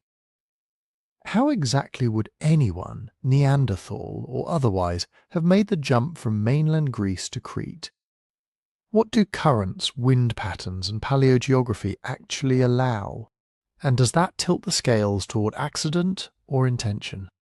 To answer that, we need to sketch the ancient seascape the way they would have experienced it, not as a satellite image with neat bathymetric contours, but as a series of horizons, silhouettes, winds, and currents. Start with the big picture. During the glacial periods relevant to these tools, roughly the last 200,000 or 300,000 years, sea levels in the Mediterranean were often tens of meters lower than today, sometimes over 100. Exposed continental shelves would have pushed coastlines outward, turning parts of today's sea floor into dry land. Headlands would have extended farther, bays would have been narrower, and some islands would have been closer to the mainland, or even joined to it. Crete, though, is different. It sits on its own block of crust, separated from mainland Greece by deep basins. Lower sea levels shrink the gaps a bit. They don't erase them. You can make the crossing shorter, not trivial. Instead of one vast, unbroken channel, you get a series of narrower passages, promontories, and crucially intermediate islands and banks that might appear, or at least come closer. Imagine standing on a glacial age coast in southern Greece or the Peloponnese. The horizon is not empty. To the south and southeast, especially on clear, dry winter days, you might see faint smudges of land. Not crisp outlines like a postcard, but dim shapes that flicker in and out of view with haze and humidity. Farther out, even if the island itself is below the curve of the earth, clouds could gather over its mountains, hinting at land where none seems visible. Seafarers today still use cloud islands as a cue. Closer in, things get more manageable.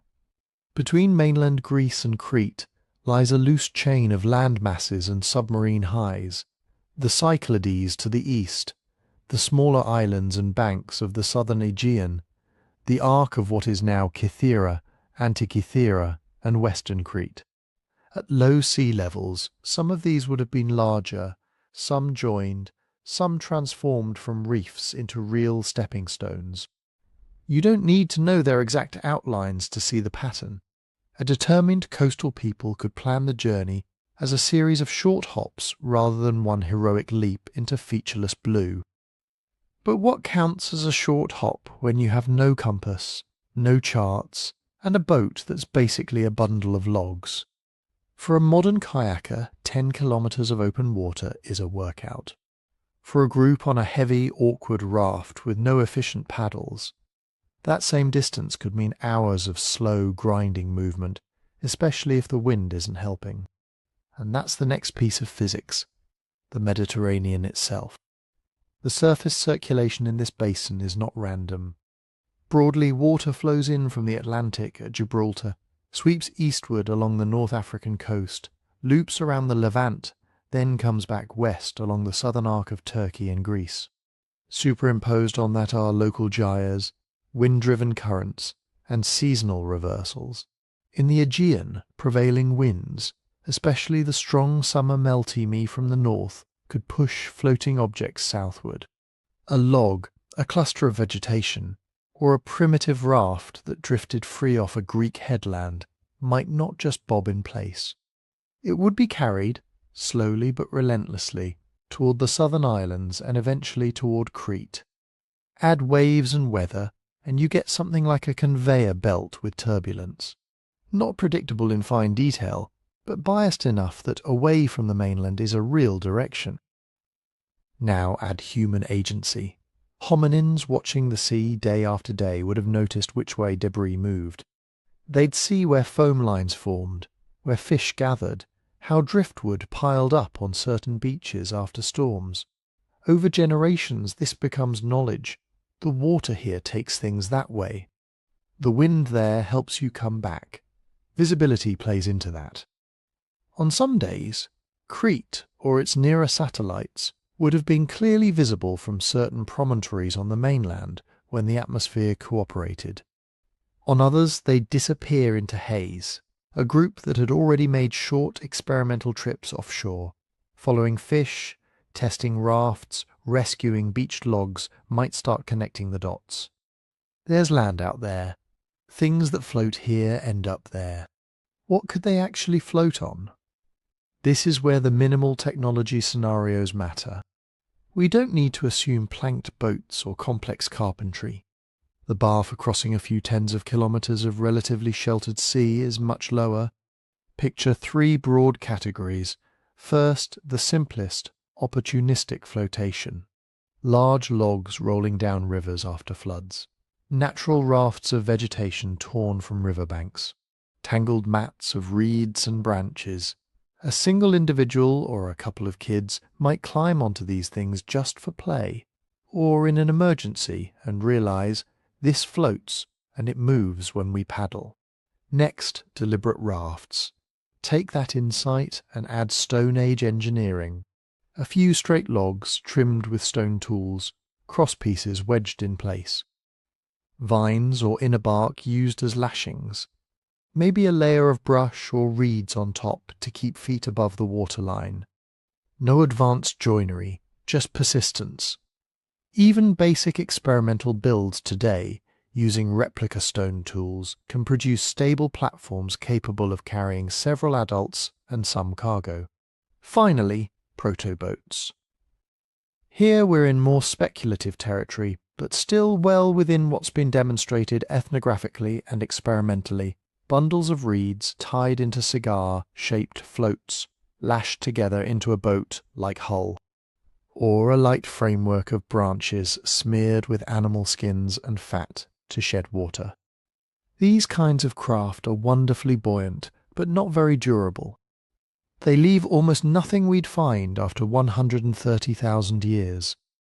Yet they can cross surprising distances, especially if you're not in a hurry. None of these require metallurgy, wheels, or agriculture. They require an eye for materials, patience, and a culture that tolerates a certain amount of trial and error at the water's edge. But a raft is only half the story. The other half is who gets on it and why. Group size is crucial. A single storm-blown individual clinging to a log might indeed wash up on a new shore. But one unlucky castaway does not create an archaeological record that spans multiple sites and time periods. They probably die without reproducing, or they live out their life as a strange, isolated anomaly. To leave a real footprint, you need groups, several individuals at once. Ideally mixed ages and sexes, enough genetic and social diversity to function on arrival. That means bigger, more stable craft. It means trips that are at least somewhat planned, bringing tools, fire, maybe water and food. It suggests people who don't just fall into the sea by accident, but step onto something that's meant to float. And it implies repeat crossings. Think about it from the perspective of the people who stayed behind. If a daughter, a brother, and 3 hunting partners paddle away toward that hazy line on the horizon and never return, that's a tragedy. It doesn't become a tradition. It becomes a cautionary tale. Don't go that way. For seafaring to become part of a group's behavioural repertoire, some trips must succeed. People have to leave and then come back with stories, with resources, maybe with mates or alliances. There is land over there. There are animals. There is fresh water. Here is how the winds shift in the afternoon. Only then do you get what archaeologists call sustained presence. Multiple occupations, tool scatters inland, patterns that say, we didn't just wash up here once. We came back. We taught our children how to get here. So why take the risk in the first place? From a purely actuarial standpoint, venturing out onto deep water in a flimsy craft is a terrible idea. The sea is unpredictable. Weather changes quickly. The cost of a mistake can be everyone on board. But evolution doesn't optimize for comfort. It optimizes for payoff. For highly mobile coastal foragers, the strip of land along the shoreline is prime real estate. It's where terrestrial game comes to drink. It's where shellfish and seaweed and stranded fish accumulate. Over time, that strip gets crowded by your own group, by neighbouring bands, by rivals who also figured out that the beach is a good place to live. An island, visible offshore, changes the equation. From the mainland, it's unknown but tempting. No human competitors, at least at first. Untapped shellfish beds, fresh hunting grounds, maybe nesting seabirds and naive large animals that haven't yet learned to fear upright apes with pointy sticks. Add in the social factors. Competitive young males eager to prove themselves, kin tensions that make a fresh start attractive, stories about the land under the clouds passed down for generations.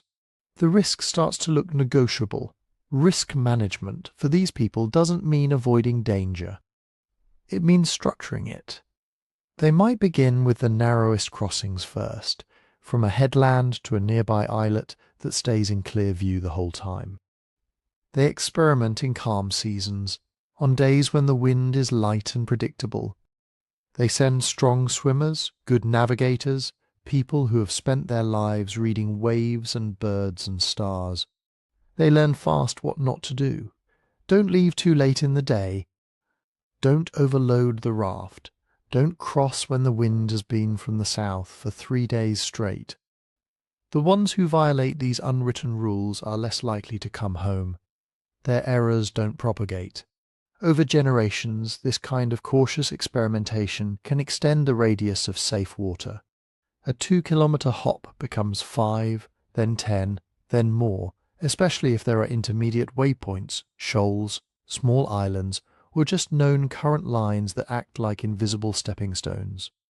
By the time anyone attempts the longest leg toward Crete, they're not ignorant thrill-seekers. They're the inheritors of a long, local tradition of pushing just a little farther offshore, then coming back alive. And yet the physics never entirely cooperate. Currents shift. Storms surprise. Even with knowledge, the margin for error is thin. That tension between danger and opportunity is exactly where many researchers think early seafaring lived. Not as a routine commute, but as a high-stakes, occasionally catastrophic, yet sometimes spectacularly rewarding gamble. So when we imagine archaic hominins facing the gap to Crete, We shouldn't picture a single heroic voyage out of nowhere. We should picture a gradient, small, safe hops near shore, slowly extending into riskier crossings as knowledge accumulates and pressure builds. Which brings us to the crux of the Crete mystery. Could that gradient, by itself, occasionally push a group all the way across by accident? Or do the tools on Crete imply something more deliberate, a decision to aim for that island, not just drift toward it? Let's start with the simplest possibility and work our way up. Maybe nobody meant to go to Crete. In biology and biogeography, there's a whole vocabulary for this. It's called accidental, or passive, dispersal. Animals and plants ending up somewhere new, not because they chose a destination, but because physics dragged them there. You can see it today after big storms. A cyclone rips along a coast. Rivers flood, tear out whole chunks of bank, trees and root mats and soil. All that tangled vegetation washes into the sea. Waves and wind knit it together into rafts, the size of a room, sometimes the size of a house. On those rafts, insects, lizards, rodents, sometimes even larger animals that climbed on in panic when the water rose. Or tsunamis. A big submarine earthquake in the Hellenic Arc can generate walls of water that smash into shorelines, scoop up debris, people, animals, and fling them back out into deep water. If you happen to be on a beach when that crest hits, your decision about travel is suddenly out of your hands. Then there's the quieter version, wind and currents slowly stealing the inattentive. You're out on a log, fishing or playing or trying to cross a little channel. The wind picks up, the current pulls, the headland you were aiming for slides sideways and vanishes. Land behind you shrinks before you realize what's happening. You're kilometers offshore, committed to a journey you never planned. Put all of that together, and the idea that one or two hominins might have drifted out into the Aegean by accident isn't far-fetched at all. It's almost inevitable over tens of thousands of years. The real question is, does that kind of event explain what we see on Crete? To answer that, we need to think like archaeologists, not like scriptwriters. If accidental rafting is the whole story, what should the evidence look like? Picture the purest accident scenario. A storm or tsunami rips a chunk of coast away, with a small group clinging to it. They drift for hours or days and finally slam into the north coast of Crete. Maybe one or two survive the impact and the exposure. Maybe they stagger inland, find fresh water, forage for a while, and then that's it. They die without reproducing. What would that leave in the ground? At best, a tiny ephemeral scatter. A few broken tools where someone napped a flake or two, the remains of a single short-lived camp. No long sequence of occupations, no repeated use of the same locations, no pattern spanning different parts of the island. And even that is optimistic. One unlucky, starving castaway is more likely to drop their tools along a thin, random trail than build recognizable living spaces. Now compare that with a Cretan record. The tools we're talking about aren't all in one weird layer at one freak site. They show up at multiple locations along the southern shore in different terraces and contexts, with signatures that suggest repeated visits or occupations over substantial stretches of time. They're not random oddballs either. They belong to coherent technological traditions. That doesn't prove intention, but it leans away from a one-time shipwreck explanation and towards something more like people knew how to get here, and they or their descendants kept doing it. To get there, there's another brutal filter we have to pass through: survival after arrival. Even if you grant that accidental rafting can deliver hominins to Crete every now and then, most of those arrivals are evolutionary dead ends unless certain conditions are met. Think of the bottlenecks: water. Unless you land near a spring or a stream, you're in trouble within days. Modern experimenters can bring canteens. Pleistocene drifters couldn't. A group that arrives dehydrated, sunburned, and possibly injured has almost no margin of error. Fire. If you lose your fire in transit, and a storm-tossed log raft is a good place to lose it, you hit that beach without a way to cook, ward off predators, or stay warm in wind and rain. You can, in theory, reinvent fire from scratch with friction techniques, but that assumes you know them and have the right materials. If you don't, your technological level on the island just dropped a notch overnight. Tools. Did anyone cling to a hand axe or a flake as the tsunami tore through? Did a bundle of gear happen to stay wedged in the roots of your makeshift raft? Without stone tools, even skilled hominins are back to pounding, tearing and scratching with bare hands until they can find stone and renap a kit. That's not impossible, but it delays everything. Companions. This may be the most important one. One pregnant woman alone is not a population. 3 adult males, no females, are not a population. You need a mix of ages and sexes, enough people to form a breeding community without collapsing into inbreeding within a few generations. You also need a minimum number of skilled individuals who remember how to hunt, make tools, keep fire going, read a landscape. An accidental event that manages to satisfy all of those constraints at once. A raft that happens to carry multiple healthy adults of both sexes, some portable toolkit, maybe an ember bundle, and then happens to land near drinkable water is already rare. Those people then have to adapt to an unknown ecosystem, avoid lethal mistakes, and raise children who can carry on the traditions that keep them alive. So, if Crete's early hominin presence was purely accidental, you're not just asking for a drift event. You're asking for a drift event that hits a narrow target window of survival prerequisites. And then, because the tools span long periods, you're asking for that miracle to repeat, or to seed a lineage that persists for tens of thousands of years. Could that happen once? Sure. Could it happen again and again? Independently, over glacial cycles, always enough to re-establish a foothold after local extinctions? Statistically, it starts to look strained. This is where researchers reach for a principle, sometimes called methodological conservatism, or more colloquially, start with the least extraordinary explanation. At first glance, they drifted there by accident feels less extraordinary than archaic hominins deliberately built rafts and navigated open water to a land they couldn't fully see. Rafts sound modern. Intentional voyaging sounds like something only our species should be doing. But you can't stop at first glance. You have to actually count the improbabilities on each side. On the accidental side, you need rare, severe storms or tsunamis that move people far offshore, the right group composition on the raft, the preservation of some tools and maybe fire, landfall near viable resources, and enough of these events, over enough time, to explain multiple sites and long occupation windows. On the intentional side, you need hominins capable of lashing logs together, enough observational knowledge of currents and winds to know that out there leads to land there, social structures that tolerate, or even encourage, risky exploratory trips, and a tradition that maintains this knowledge over generations.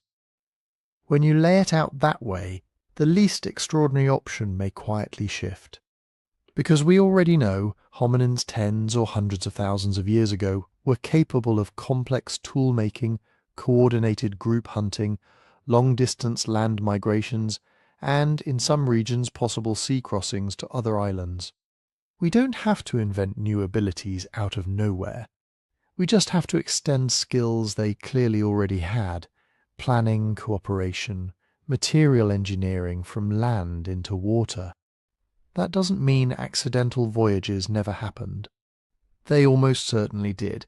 Some of the earliest arrivals on island shores in many parts of the world were probably terrified survivors clinging to storm-tossed debris. Those experiences might even have been the spark, the first proof, burned into cultural memory, that the sea could take you somewhere alive, not just drown you. But when we see a pattern like Crete's multiple sites, Similar technological signatures, evidence of repeated presence, most researchers cautiously lean toward a mixed picture. Accidents as the occasional nudge, intention as the engine that turns a one-time disaster into a repeatable strategy.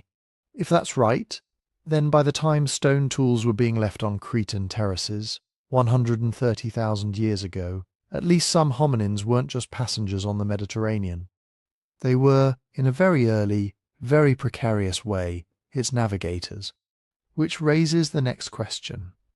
Suppose you make it there on purpose, with a small group and a handful of tools. What does life actually look like on this big, empty island? How do you turn a risky crossing into a way of life? Imagine you've just done the impossible. You've crossed the water.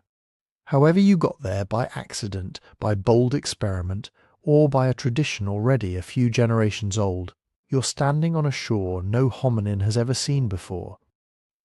What does that world feel like first? It's familiar and wrong at the same time. Pleistocene Crete isn't a tropical postcard. It's a Mediterranean mountain island in an Ice Age world. Sea levels are lower, coastlines stretched farther out, but the interior is still rugged. Ridges and plateaus, steep valleys, seasonal streams that carve their way down to the sea. The climate is cooler than modern Crete, but not Arctic. Winters can be wet, stormy, and raw. Summers can be hot, dry, and unforgiving if you're far from shade and water. Think scrubby woodlands, patches of pine and cypress on higher slopes, evergreen shrubs, and tough grasses on the lower hills. From a survival point of view, the island gives you three basic things: water, food, and stone. Fresh water comes in pulses. Some valleys channel reliable springs that feed little wetlands, even in dry seasons. Others carry flash floods after winter storms and then shrink to muddy pools. Early visitors don't know which is which. They have to walk the drainages, read the plants, taste the soil, listen for frogs and birds that betray hidden water. Food is patchy but diverse. Along the coasts there are shellfish, crabs, maybe stranded fish after storms. Rocky tide pools teem with edible invertebrates if you know how to pry and crush and scrape. A bit inland there are bulbs and roots, wild legumes, acorns from scattered oaks, berries and fruits in season. On slopes and plateaus there are grazing animals picking their way through the scrub.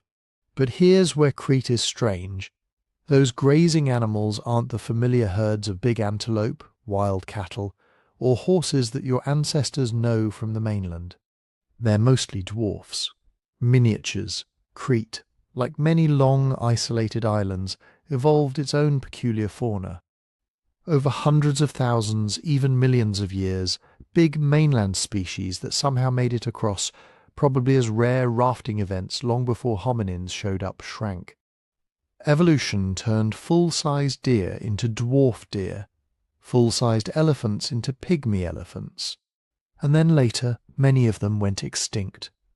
By 130,000 years ago, the Cretan landscape is a palimpsest of that history. Some endemic species are still hanging on. Others have already vanished, leaving only their bones in cave deposits and ancient riverbeds. The key point is that when hominins arrive, they are not walking into a familiar African or Eurasian ecosystem. They're stepping into an island that has been running its own evolutionary experiment, largely untouched by large terrestrial predators. That matters for two reasons. First, it screams long-term isolation. If Crete had been regularly connected to the mainland by land bridges, you'd expect a faunal turnover, big predators and herd animals flooding in during low sea stands, dwarf endemics getting outcompeted or eaten. Instead, you see a classic island pattern: weird, specialized, often defenseless creatures that have had time to evolve without being culled by lions, hyenas, or packs of hominins. Second, it changes the rules of hunting. A dwarf deer that's never been chased by anything more dangerous than a big raptor behaves differently from a red deer that's spent millions of years being harassed by wolves and hominins. It might freeze too long. It might not bolt fast enough. It might use cover badly. For a skilled hunter, that's opportunity. For a clumsy, starving castaway, it's a chance at salvation. But it also means your usual mental maps don't apply. Back on the mainland, your group knows the migration routes, calving grounds, water holes. On Crete, you're starting from zero. You don't know where the dwarf deer sleep, where they lamb, how they move with the seasons. You don't know which cliffs hide vultures' nests or which swamps swallow your feet. So the first years or the first visits are going to look like cautious reconnaissance. Settlement patterns would depend on what brought you there in the first place. If this is true exploration, an offshoot of a mainland group that still has a home base, you might get short visits. Small bands hugging the southern coast, camping on terraces above the sea where fresh water trickles out of the rocks. They'd forage, hunt whatever they can safely target, nap a few tools from local stone to replace what broke in transit, and then leave when resources thin or the season shifts. Those visits would leave delicate footprints, small scatters of tools, a few hearths, butchered bones. Not permanent villages, but marks of repeated curiosity. The same cove might see occupation for a week every few years, generation after generation, as knowledge of that island with good shellfish and strange deer circulates along mainland networks. If instead a group makes Crete their primary refuge, a true colonization, things look different. You'd expect more stable seasonal camps, maybe a lowland winter base near a spring and sheltered bay, with access to fish, shellfish and wood.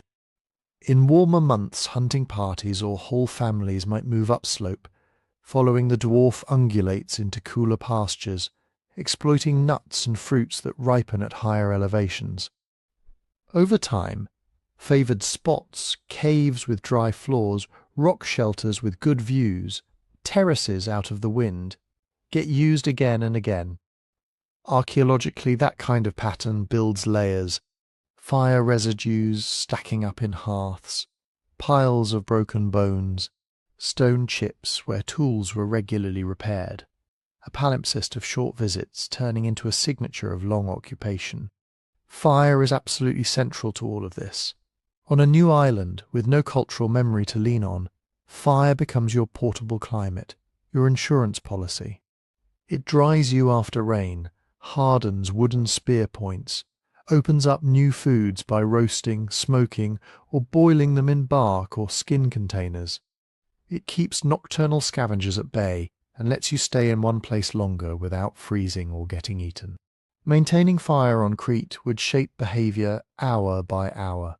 Someone has to tend the embers, feed them, protect them from wind.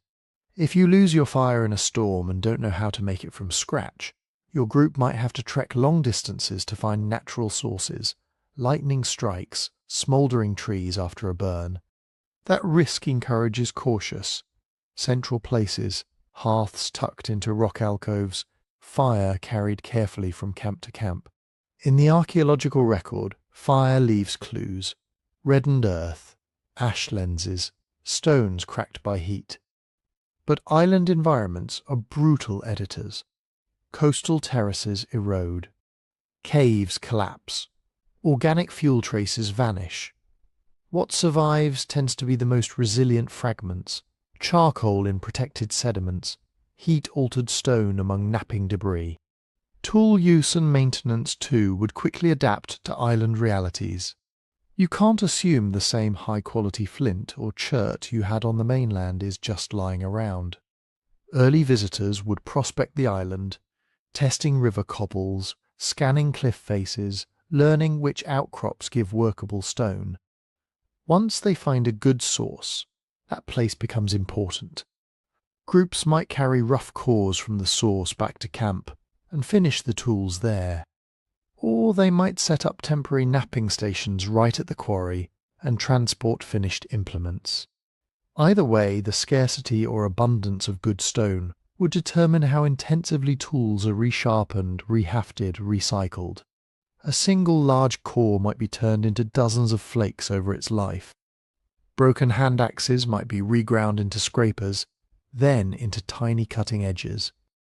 That kind of conservation creates specific archaeological signatures, high ratios of small reworked pieces, lots of retouched scars, clusters of microdebitage where fine resharpening took place.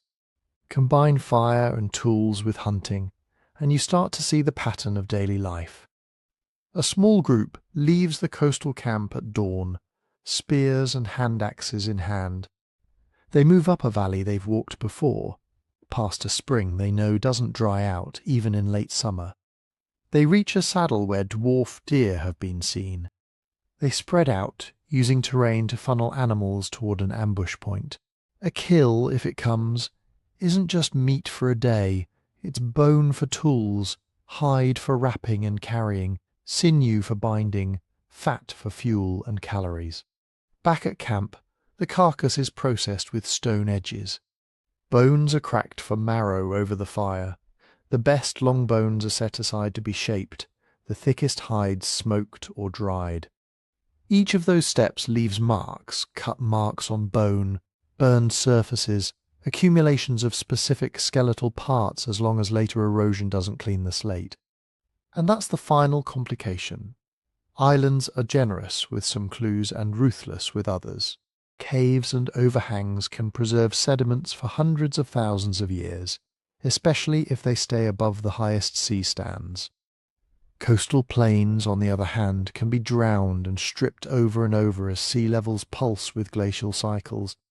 A beautiful campsite on a low terrace, 130,000 years ago, might be tens of meters underwater today. So what we see now is a bias sample. We glimpse the places that happen to sit in the right topographic pockets, high enough to escape drowning, sheltered enough to hold on to fragile traces. We find the toughest artifacts, stone tools, thick bones. We infer the rest. From those fragments, Pleistocene Crete begins to resolve not as a blank, empty rock that a few castaways crawled onto and died, but as a potentially workable landscape.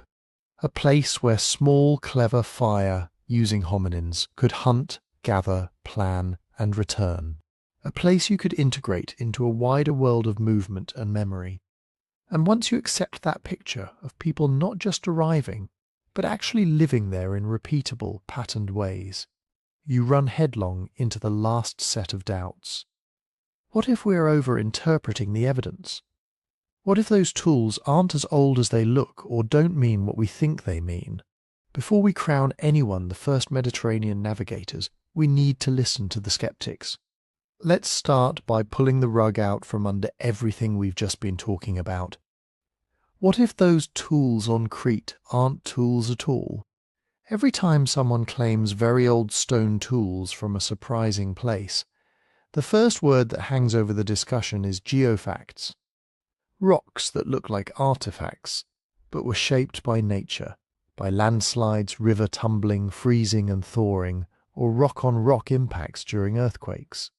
If you walk a cobble beach after a storm, you can find a dozen pieces that have one sharp edge, or a flake scar or two. Our brains are pattern-hungry. We want to see intention in every sharp rock. Archaeologists know this, so when a site like Crete is proposed, the first line of attack is, prove these aren't just weirdly broken stones. How do they do that? They don't rely on one rock, they look at the whole population. Geofacts scatter in every direction, a few sharp here, a few blunt there, every possible angle and shape. True artifacts cluster in a narrow space of form and pattern. You start seeing the same edge angles repeated, the same striking platform types, the same sequence of removals on different pieces, as if someone had a mental template for what a good flake or useful core should look like. Experts test this by doing something deceptively simple, counting. They record the percentage of pieces with clear platforms, the orientation and overlap of flake scars, the ratio of flakes to cores, the presence of bulbs of percussion, those swelling bumps you get when a human hits stone just right with a hammer. They ask questions like, are these edges placed where a right-handed person would naturally hold and use the tool? Do we see standardized shapes emerging out of random raw material? Then they try to break rocks the way nature would. They let machines tumble stones. They hammer them together without aiming. They study talus slopes, river gravels, volcanic debris, and they compare. If the Cretan tools look more like known napped assemblages from Africa or the Levant than they do like any natural fracture population, the artifact case strengthens. If they sit somewhere in the messy middle, skepticism grows. Right now, supporters of the Crete tools argue that the combination of platforms, bulbs, repeated edge forms, and clear reduction sequences crosses the line from coincidence into culture. Critics say the material is crude, weathered, and could still be an unusually napped-looking batch of geofacts. That tension is exactly where science happens.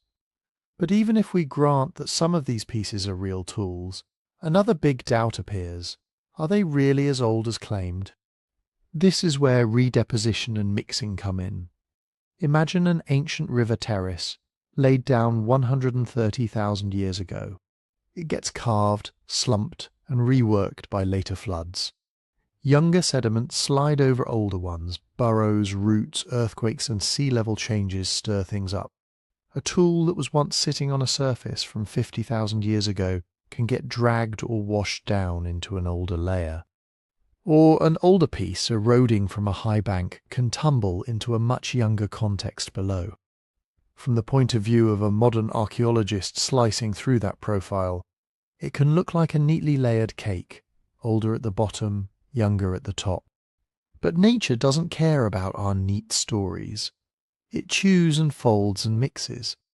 That's a nightmare for bold claims. If your stone artifacts come from loose gravels, lag deposits, or heavily reworked surfaces, then the age of the terrace they sit on is not automatically the age of the tools. You have to show that the artifacts are integral to the sediments, not just passengers. People try to test this in a few ways. They look for vertical patterning. Do the tools cluster tightly in a specific horizon, or are they smeared from top to bottom? Are broken pieces of the same tool refitting within a single layer, or scattered across different ones? Do you see undisturbed bedding, fine laminations, delicate features that would have been destroyed if the whole thing had slumped? If the context looks churned, if artifacts float in a mess of reworked material, the safest interpretation is we have old-looking tools in an uncertain age box. Interesting, but not revolutionary. Now add one more complication: terrace correlation. On Crete, as at many coastal sites, the tools aren't sitting under a neat volcanic ash with a known date.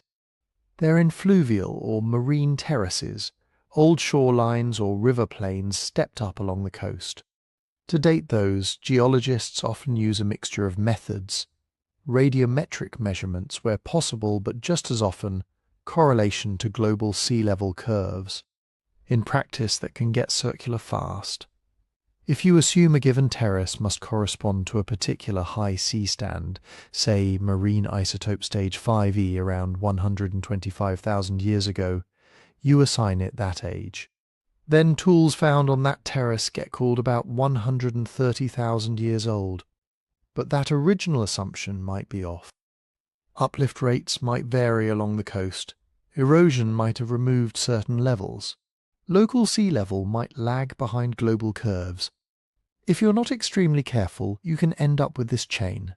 We think humans were capable of reaching islands by 130,000 years ago.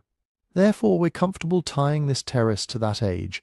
Therefore, the tools show that humans were reaching islands by 130,000 years ago. That's textbook circular reasoning. Skeptics point this out and demand independent clocks, luminescence dating of the actual sediments that bury the tools, radiometric dates from interbedded materials, or at least multiple converging lines of geological evidence that don't all lean on the same single assumption about sea level. So if the current evidence is vulnerable to alternate explanations, geofacts, redeposition, terrace misdating, what would really clinch the case? We'd want the archaeological equivalent of catching someone in the act. First, a stratified site. Not just tools sitting on an eroded surface, but artifacts embedded in fine, layered sediments with clear superposition, ideally with microstratigraphy, millimetre-scale laminations that show the layers haven't been jumbled since deposition. Inside those layers, we'd want context, cut marks on animal bones that match the edges of the tools, breakage patterns on bones that scream human butchery, spiral fractures from fresh bone snapping, impact notches where someone struck to open the marrow cavity. We'd want hearths, not just some reddened rocks. Clear lenses of ash, charcoal and burned sediment with sharp boundaries, maybe even multiple episodes stacked on top of each other. If you can date the charcoal with techniques appropriate for that timescale, or at least date the surrounding sediments independently, you start pinning behavior to a specific moment in time. On the tools themselves, we'd look for microwear and residue. Under high magnification, a flint edge used to cut meat develops different polish and striations than one used to work wood or scrape hides. If multiple tools from the same layer all show consistent usewear, and that usewear lines up with the faunal remains you find nearby, it's very hard to wave that away as random stone breakage. Refitting is another powerful test. If you can take a core and pieces from the surrounding scatter and literally click them back together like a 3D puzzle, showing the sequence of flakes removed, you've demonstrated on-site napping. If those refits stay within a single stratigraphic layer, you've also shown limited post-depositional movement. Find all of that on a securely dated terrace well above any younger sediments, and the conversation changes. Skepticism doesn't vanish. This is paleoarchaeology, it never will, but the burden shifts heavily toward accepting that some hominin, at that time, was really living and working on Crete.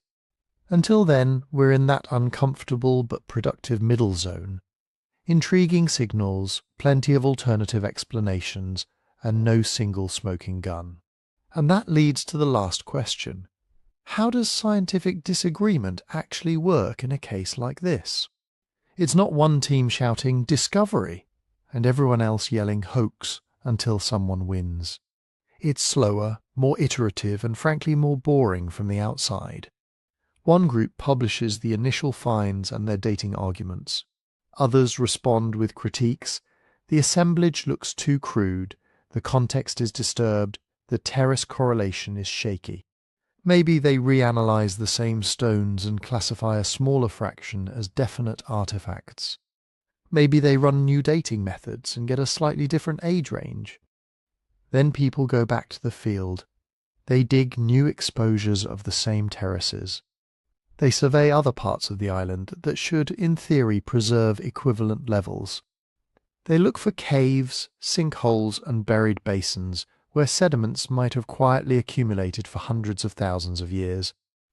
They apply better dating techniques as they become available, sometimes overturning their own previous conclusions. With time, patterns emerge. If multiple independent teams keep finding similar toolkits in securely dated contexts on Crete, the case for early seafaring hardens. If instead the original site starts to look like an odd geological fluke, and new work fails to replicate the claim, the conservative position will win out. No solid evidence for hominins on Crete that early. In other words, the story is not fixed. It's being negotiated between rocks, sediments, and skeptical minds, which is why, before we rewrite the history of exploration and navigation, we have to be honest about where we stand now, on an island of tantalizing clues, surrounded by a sea of uncertainty. The next step is to ask what it would mean if the bold interpretation is right, if those clues really do mark some of the earliest crossings of open water in human history. If those clues really do mark early sea crossings, then the story is much bigger than some rocks on an island. It hits the heart of how we think about ancient minds. For a long time, archaeologists drew a sharp line between us and them, modern humans, with symbolic art, long-distance trade, and complex tools on one side. Archaic humans, Neanderthals, Homo heidelbergensis, whoever made the Acheulean hand axes on the other. Clever animals maybe, but not quite capable of the kind of planning and innovation we like to see as uniquely ours. Open water throws a wrench straight into that line. Getting to Crete in the late Pleistocene, even at the lowest sea levels, is not like following a herd across a land bridge you didn't know was there. It's standing on a shoreline, looking at a horizon of unbroken water, and still deciding to go. That decision is heavy.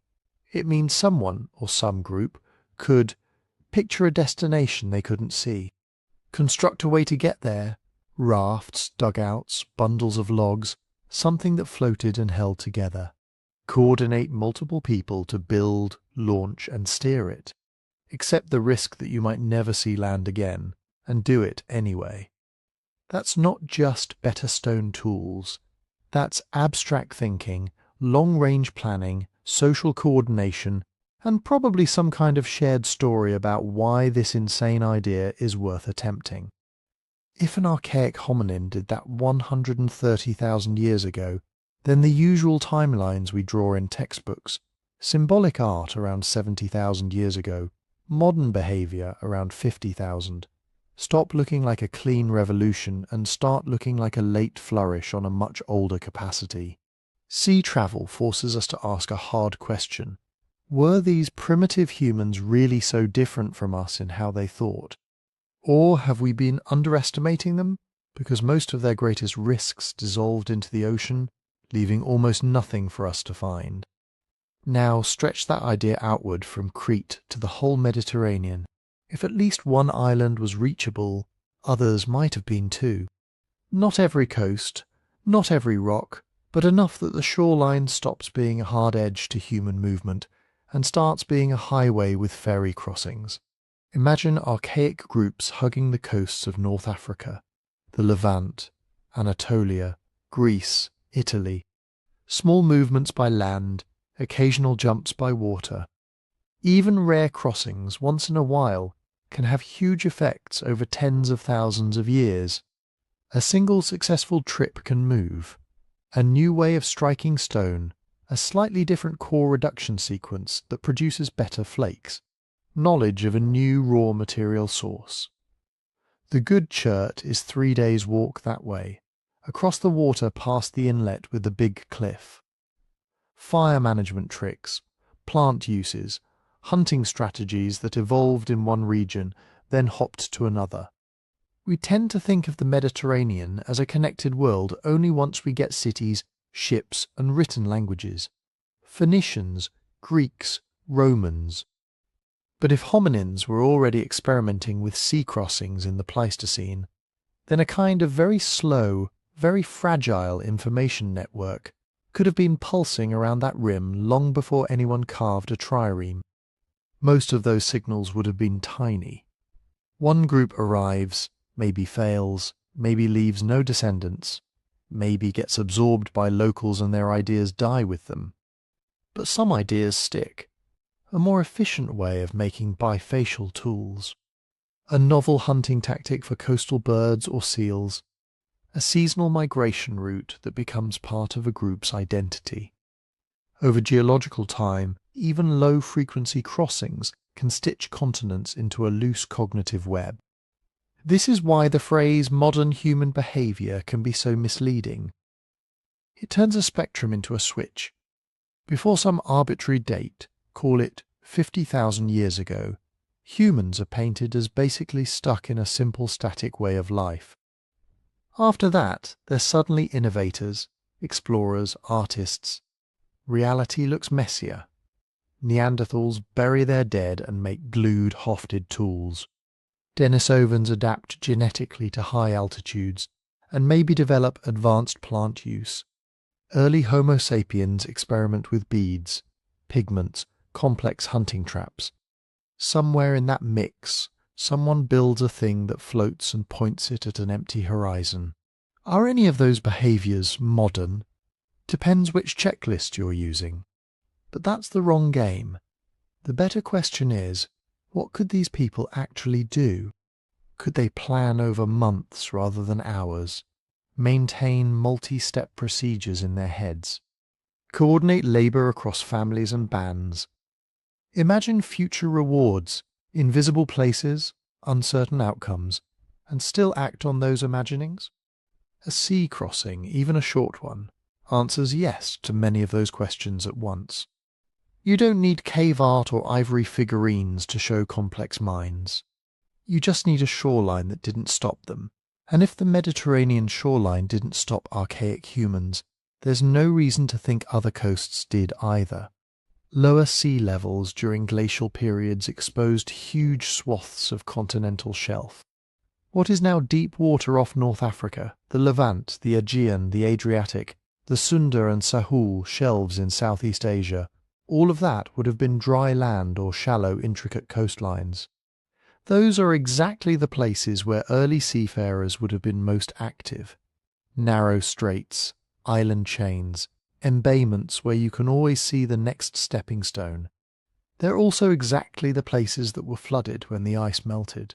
If early hominins used coastal routes to move around Africa, into Eurasia, or down through Southeast Asia toward Australia, New Guinea, most of the physical evidence of that behaviour is now under tens of meters of water.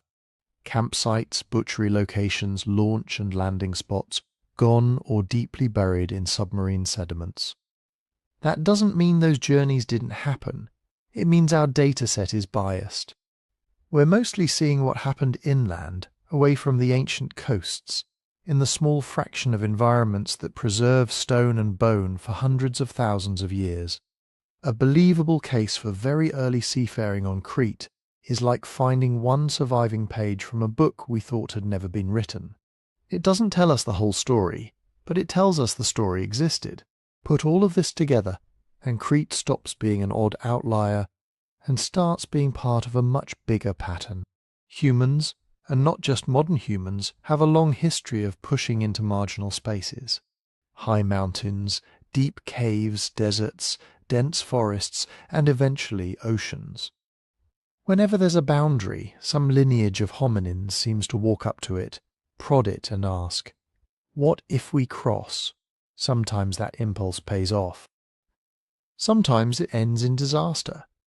Evolution only remembers the successes. The Cretan tools, if they really mark an early sea crossing, tell us that urge to explore, to test hard limits, is not a late arriving quirk of our species. It is baked deep into the hominin story, emerging again and again in different bodies, with different skull shapes and brain sizes, wearing different cultures, but driven by the same restless curiosity. We are not the first to look at a horizon and wonder what lies beyond it.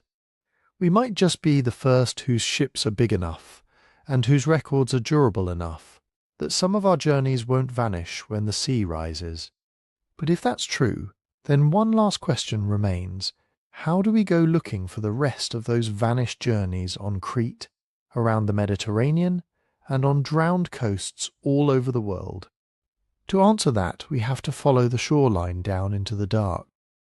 Right now, everything we've talked about in Crete comes from dry land, terrace edges, eroding gullies, road cuts, places where stone tools just happen to be poking out of modern landscapes. But if low sea level coasts were the real highways, then the most important evidence isn't on land anymore. It's offshore. Underwater archaeology is where this story either grows a spine or quietly falls apart. Think about what a real coastal way of life would leave behind over tens of thousands of years. Not just a few stone tools scattered on a hillside, but dense scatters of flakes and cores where people sat and napped day after day. Fire-cracked rock from repeatedly used hearths, bones from seals, fish, seabirds, maybe turtles and coastal deer, shell middens with growth rings that record seasons of use, broken water-worn stones where boats were dragged up or tied off. Almost all of that, if it existed on glacial age shorelines around Crete, is now submerged. So the next phase isn't just another survey on the island. It's pushing archaeology out onto the continental shelf and treating the seafloor as part of the Paleolithic landscape. That sounds impossibly hard, but this is where technology quietly changes the game. We're getting better at seeing under the sea without ever touching the bottom. The first step is mapping, high-resolution bathymetry, essentially super-detailed underwater topographic mapping. Lets researchers reconstruct what the coast looked like when sea levels were 60, 80, 100 meters lower than today. Once you have those paleo shorelines, you can start asking the same questions archaeologists ask on land. Where are the natural harbours, the river mouths, the low protected bays that would have made good campsites? Where are the pinch points, narrow crossings between land masses, island chains that turn a long open water gap into a series of short hops? Using bathymetry, you can trace ancient beaches, drowned dune systems, old lagoon mouths. You're not just staring at a blue smudge on a map anymore, you're rebuilding the actual terrain people would have seen. Then comes remote sensing. Side-scan sonar can pick up texture differences on the seafloor, rocky outcrops versus soft sediment, potential cave mouths, even buried channels. Sub-bottom profilers send sound waves down into the sediment and read the echoes, revealing layered deposits, old soil surfaces, and places where ancient ground sits just below the modern seabed. Put those together with bathymetric maps, and you get targets, specific spots where ancient land surfaces are preserved and reachable. You don't blindly trawl the seafloor, hoping for a miracle. You use predictive modelling. That means taking what we know about where Paleolithic sites cluster on land, near fresh water, near raw materials, on slightly elevated ground above floodplains, and transferring those rules to reconstructed coastlines. If late Middle Pleistocene people liked camping on small promontories overlooking river mouths on land, they probably liked similar spots along the ancient coasts. So you feed those preferences into a model: distance to fresh water, slope, exposure, distance to good stone sources, proximity to likely landing spots. The model spits out high probability zones on the drowned shelf. Then you send the robots.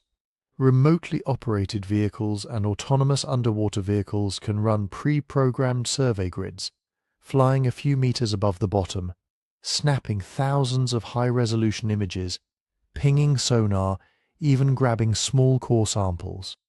It's slow, painstaking work, but it turns a featureless blue space into a map of possibilities: sand waves here, buried terrace there, an odd angular scatter of stones that doesn't quite look natural. If just one of those targets turns out to be a drowned Paleolithic campsite off Crete, the debate changes overnight. Because now you can do the fine-grained archaeology that's missing from the surface finds. You can systematically sample sediments, date them with multiple methods, look for microscopic charcoal, fish scales, phytoliths from plants, and tiny fragments of bone. You can start to see not just someone was here, but someone was here, repeatedly, using the sea as a main resource. Even on land, new analytical tools can squeeze more information out of those stubbornly ambiguous Cretan stones. Microwear analysis looks at the minute scratches, pits, and polish that form on tool edges when they're used. Cutting soft meat leaves a different wear pattern than scraping a hide, carving wood, boring into bone, or working plant fibers. Under high-powered microscopes, those patterns can be compared to experimental reference collections, where archaeologists have deliberately used replicas on known materials. So a nondescript flake that just looks sharp to the naked eye might reveal under microwear that it spent most of its life slicing reeds or scraping wood. If many tools from a site show wear tied to plant processing, you're looking at a very different behavior set than a handful of butchery flakes. Residue analysis pushes it further. Tiny traces of blood proteins, plant starches, resins, or marine organisms can sometimes survive on stone surfaces, especially if they were quickly buried. If tools from Crete start coming back with consistent residues from marine mammals, shellfish, fish, or specific coastal plants, the case for a maritime-oriented group gets stronger. Meanwhile, raw material sourcing helps reconstruct movement. Every rock has a chemical fingerprint, trace element, and isotopic ratios that vary from one source to another. By analysing that chemistry, you can match a tool found on a hillside in western Crete to a flint seam in eastern Crete, or, in some cases, to an outcrop on the mainland. If most tools are made from local stone, you're looking at small-scale mobility. If a significant portion are made from materials 50, 100, 200 kilometers away, especially across water, you're seeing networks. Throw in more refined dating on stratified terraces, and suddenly those stubborn scatters of stone start to resolve into stories where people ranged, what they did at different spots, whether their patterns changed as climates shifted. But let's be honest about the big missing piece. Right now on Crete, we have tools. We do not have bones. A single hominin tooth from a securely dated context on Crete, older than 100,000 years, would be world-changing. A partial skull or jaw. It would move this entire debate out of the speculative zone and into the realm where we can say, with some confidence, who actually made those tools. If the fossils turned out to be clearly Neanderthal-like, that would cement them as capable open-water travellers much earlier than most models allow. If they looked more like Homo heidelbergensis or some other earlier form, the implications are even bigger. Complex seafaring pushed back into a period we barely understand. If, in the wildest scenario, the fossils don't quite match any known population, if they belong to some regional lineage that we've only glimpsed in fragmentary remains elsewhere, that opens the door to an entirely new chapter of Mediterranean human evolution. Fossils from nearby islands or submerged caves along the Greek or Libyan coasts could be just as transformative. They'd let us see whether Crete was a one-off experiment or part of a broader pattern of archaic island hopping. But we also have to keep our expectations under control. Underwater archaeology is expensive. Weather is fickle. Sediments can be thick. Stone tools can be hard to distinguish from naturally broken rocks, especially on wave-worked shelves. On land, erosion is both friend and enemy, exposing artifacts, but also moving them. Underwater preservation can be spectacular in some settings, hopeless in others. Progress usually comes as a trickle. A better date here, a clearer stratigraphy there, a small cluster of artifacts in primary position that everyone argues about for the next decade. We should not expect a pristine 130,000-year-old harbour to appear neatly preserved at 80 metres depth with boats still tied up. What we can expect, if researchers keep grinding away at this, is an increasingly detailed, increasingly constrained set of possibilities. The maybe someone washed up here once scenario will get weighed against the people were using these coasts systematically for thousands of years scenario, and data will slowly push us toward one side or the other. And while we wait for that data, there's more to explore if you want to dive deeper into the longer human story behind all this. The full version of that bottleneck episode you heard echoes of earlier, the one about 1,280 survivors, and the 3 human lineages that followed, is collected in book form now. You can find it at sleepytimehistory.com. And there's a discount running this week, if you're curious enough to grab a copy. Back in the field and under the waves, we have to live with a frustrating truth. Some questions might never get a clean courtroom verdict. The sea is a brutal archivist. It erases most of what it touches. Even with better sonar, better models, better microscopes, the story of who first crossed open water to Crete might remain a braided set of probabilities rather than a single sharp answer. But that doesn't make the search less meaningful. Every new survey off a drowned coast, every carefully analysed scrape on a stone from a Cretan terrace, is part of a broader project, trying to see how deep our restlessness goes. Did our urge to push beyond the visible horizon really begin with people who looked exactly like us? Or were there others before us, other humans, other minds who walked down to a shoreline, watched the waves break, and refused to treat that line as the end of their world? To get closer to that answer, we have to keep digging. On the island, in the lab, and increasingly under the sea. So where does all of this leave Crete? When you strip away the headlines and the wishful thinking, you're left with a tight little cluster of facts that are hard to ignore, but not yet strong enough to close the case. On the hard side of the ledger we have stone, dozens, maybe hundreds, of artifacts from multiple localities around the island. They're not random chips that just happen to look sharp. Many show the kind of flaking patterns that archaeologists recognize from other lower and middle Paleolithic sites: prepared cores, deliberate removals, platforms where a napper struck again and again to detach usable flakes. They occur on ancient marine terraces and in old erosional surfaces that, as far as we can tell, formed well over 100,000 years ago, some perhaps in that 130,000-year-old window and even earlier. The dating methods applied to the sediments and the terrace surfaces, optically stimulated luminescence, uranium series on associated materials, geomorphic correlations are all standard tools in the Quaternary toolkit. They're not fringe techniques. The tools themselves look archaic. They're closer in style to Acheulean and Middle Pleistocene industries than to the refined blade and microlith technologies made by later Homo sapiens. That alone hints that if someone stood on Crete with these in their hands, they probably weren't us in the narrow modern sense. We also know that for at least 5 million years, Crete has been an island. No land bridges, no Ice Age causeway suddenly making it walkable. To get there, you have to cross water. Even at the lowest sea levels, you're still looking at tens of kilometers of open sea. Put those facts together, and the core mystery writes itself. Long before modern humans are supposed to have been sailing the Mediterranean, there are stone tools on an island that could only be reached by crossing open water, and the tools look like they were made by pre-sapiens hominins.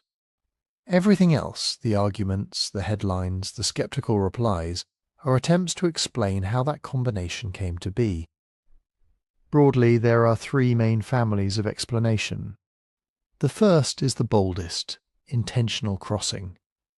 In this scenario, some archaic human group, Neanderthals, Homo heidelbergensis-like populations, or something closely related, developed the ability to move across stretches of open water on purpose. Not necessarily with elegant boats or sails, but with rafts, lashed logs, or simple watercraft robust enough to manage short but real sea voyages. If that's true, then maritime behaviour didn't suddenly appear with modern humans. It emerged as part of a deeper repertoire shared among several lineages. Island hopping, coastal tracking, and maybe even basic navigation weren't a late invention. They were part of the same evolutionary experiment that produced big brains, complex tools, and social networks. The implications are huge. It pushes organised planning, material preparation, and cooperative risk-taking into a time period we usually imagine as dominated by land-bound hunters following herds along rivers and plains. It tells us that thinking like a sailor, reading winds, currents, and coastlines might be almost as old as thinking like a hunter. The second explanation is more cautious: accidental drift. Here, nobody set out pointing at Crete on the horizon saying, "Let's go there." Instead, a storm, a flood, or a tsunami tore a group of people away from a mainland coast on a mat of vegetation or a shattered shoreline. They drifted for hours or days, terrified, dehydrated, maybe clinging to whatever buoyant wreckage they could grab. Some fraction survived long enough to wash up on Crete's beaches. If a few of them made it ashore with stone tools, and their descendants hung on for a time, they would leave behind exactly what we see: small numbers of artifacts, scattered across the island in places that once would have been near coasts or river mouths. If that's the correct model, it doesn't require sophisticated boat building. It does, however, remind us that evolution doesn't care how a colonization event happened. An accidental founding population can still take root. Rats, lizards, even monkeys have almost certainly colonized islands this way. Humans might have too. The third set of explanations sits in the skeptics' camp: alternative origins. Maybe some of the objects we're calling tools are actually geofacts. Stones fractured by natural processes like landslides, freeze-thaw, or wave action that just happen to look worked. Maybe the dates on some terraces are off, and the surfaces holding tools are younger than they seem. Maybe a subset of the artifacts slid downslope from much more recent occupations and ended up in confusing positions. If those critics are right, then the Crete story shrinks dramatically. Instead of rewriting human maritime history, it becomes a cautionary tale about how easily we can be fooled by broken rocks and complex landscapes. Right now, the data are thin enough that all three families of explanation have to stay on the table. Intentional voyaging, accidental drift, or nothing really happened here beyond natural breakage and mixing. Each comes with different expectations for what further evidence should look like. And that's the key. The way out of this maze isn't better arguing. It's better evidence. Intentional crossing should leave patterns. Repeated landings at similar spots. Layered sites where you can see multiple episodes of occupation separated by clean sediment. Toolkits that show a consistent focus on coastal resources. Maybe specialized gear associated with plant fiber processing, woodworking, or other activities tied to boat building and maintenance. Accidental drift, on the other hand, is more likely to leave a one-off signature. A small number of sites, possibly clustered in just one region of the island. Limited diversity in tool types, maybe no clear evidence of long-term adaptation to marine resources, more like a transplanted inland group trying to make sense of a new environment, then fizzling out. The alternative explanation camp makes its own predictions. If natural processes are doing most of the work, then the supposed tools should grade gradually into obviously unworked stones. Microwear should be ambiguous. Residues should be random or absent. More precise dating of sediments should keep nudging ages forward into the time frame where we already know fully modern humans were around and capable of seafaring. So what, concretely, would settle this? Stratified sites are at the top of the wish list. Not just loose artifacts eroding out of slopes, but clear, undisturbed layers where tools sit on ancient surfaces under younger materials above older ones. Layers that can be dated independently with multiple methods. Profiles where you can point and say, here's a living floor, with tools where people dropped them, in a layer we can confidently place at, say, 180,000 years ago. Fossils would be even better. A tooth, a bit of jaw, a fragment of skull, from a secure context on Crete older than any known Homo sapiens presence. Enough bone to say this is Neanderthal-like, or this looks like Heidelbergensis, or this is something else. Ancient DNA would be miraculous, but even without it, morphology alone could change the whole conversation. Underwater finds might be the real kingmakers. A drowned campsite on an old shoreline, with tools in primary position, hearths, maybe preserved bone and shell, sealed under meters of sediment. A submerged cave with stratified deposits, like the ones that have revolutionized later prehistory in places like Mexico and the Adriatic. Anything that ties human activity directly to those vanished coasts in a way that can be dated and modelled. And on land, more refined dating of terraces and sediments, plus detailed microwear and residue work on bigger samples of tools, will either strengthen or erode the case that these are genuinely ancient, genuinely human-made artifacts. Until those pieces start falling into place, Crete sits in a tantalizing middle zone. Not a solved mystery, not a debunked myth, a signal just above the noise floor of deep time that might be telling us something profound about the humans before us, because that's the deeper question running under all of this. How many stories are missing from the coasts we can't see anymore? For most of the last few million years, sea level has been lower than today. The shorelines where early humans fished, gathered shellfish, carved driftwood, and maybe experimented with floating things, most of those places are gone, drowned under tens of meters of water. Our picture of prehistory is biased inland, toward caves and rock shelters on current land.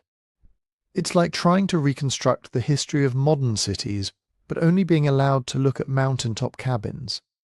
Crete might be one of the rare spots where that lost coastal story leaks through the cracks. An island that, by its very existence, forces us to ask, who stood here first, staring back toward a mainland they could no longer see? As new techniques push archaeology further offshore, and as patient fieldwork continues on the island itself, that faint signal may sharpen. It may confirm that archaic humans were bold, deliberate sailors. It may show they were unlucky castaways. Or it may recede, replaced by a more modest, more cautious interpretation. Either way, the search itself teaches us something about who we are. We're a species that looks at an empty horizon and can't help wondering who else, long before us, asked the same questions. If you've stayed with this story all the way to the end, you're probably one of those people. So, if you found this episode thought-provoking, it genuinely helps if you tap like, subscribe to the channel, and share it with someone who'd happily argue about stone tools and sea crossings over coffee. I'd also love to know where you're listening from. Drop a comment with your city, region, or coastline, especially if you're near the Mediterranean or any place where the sea has shaped local history.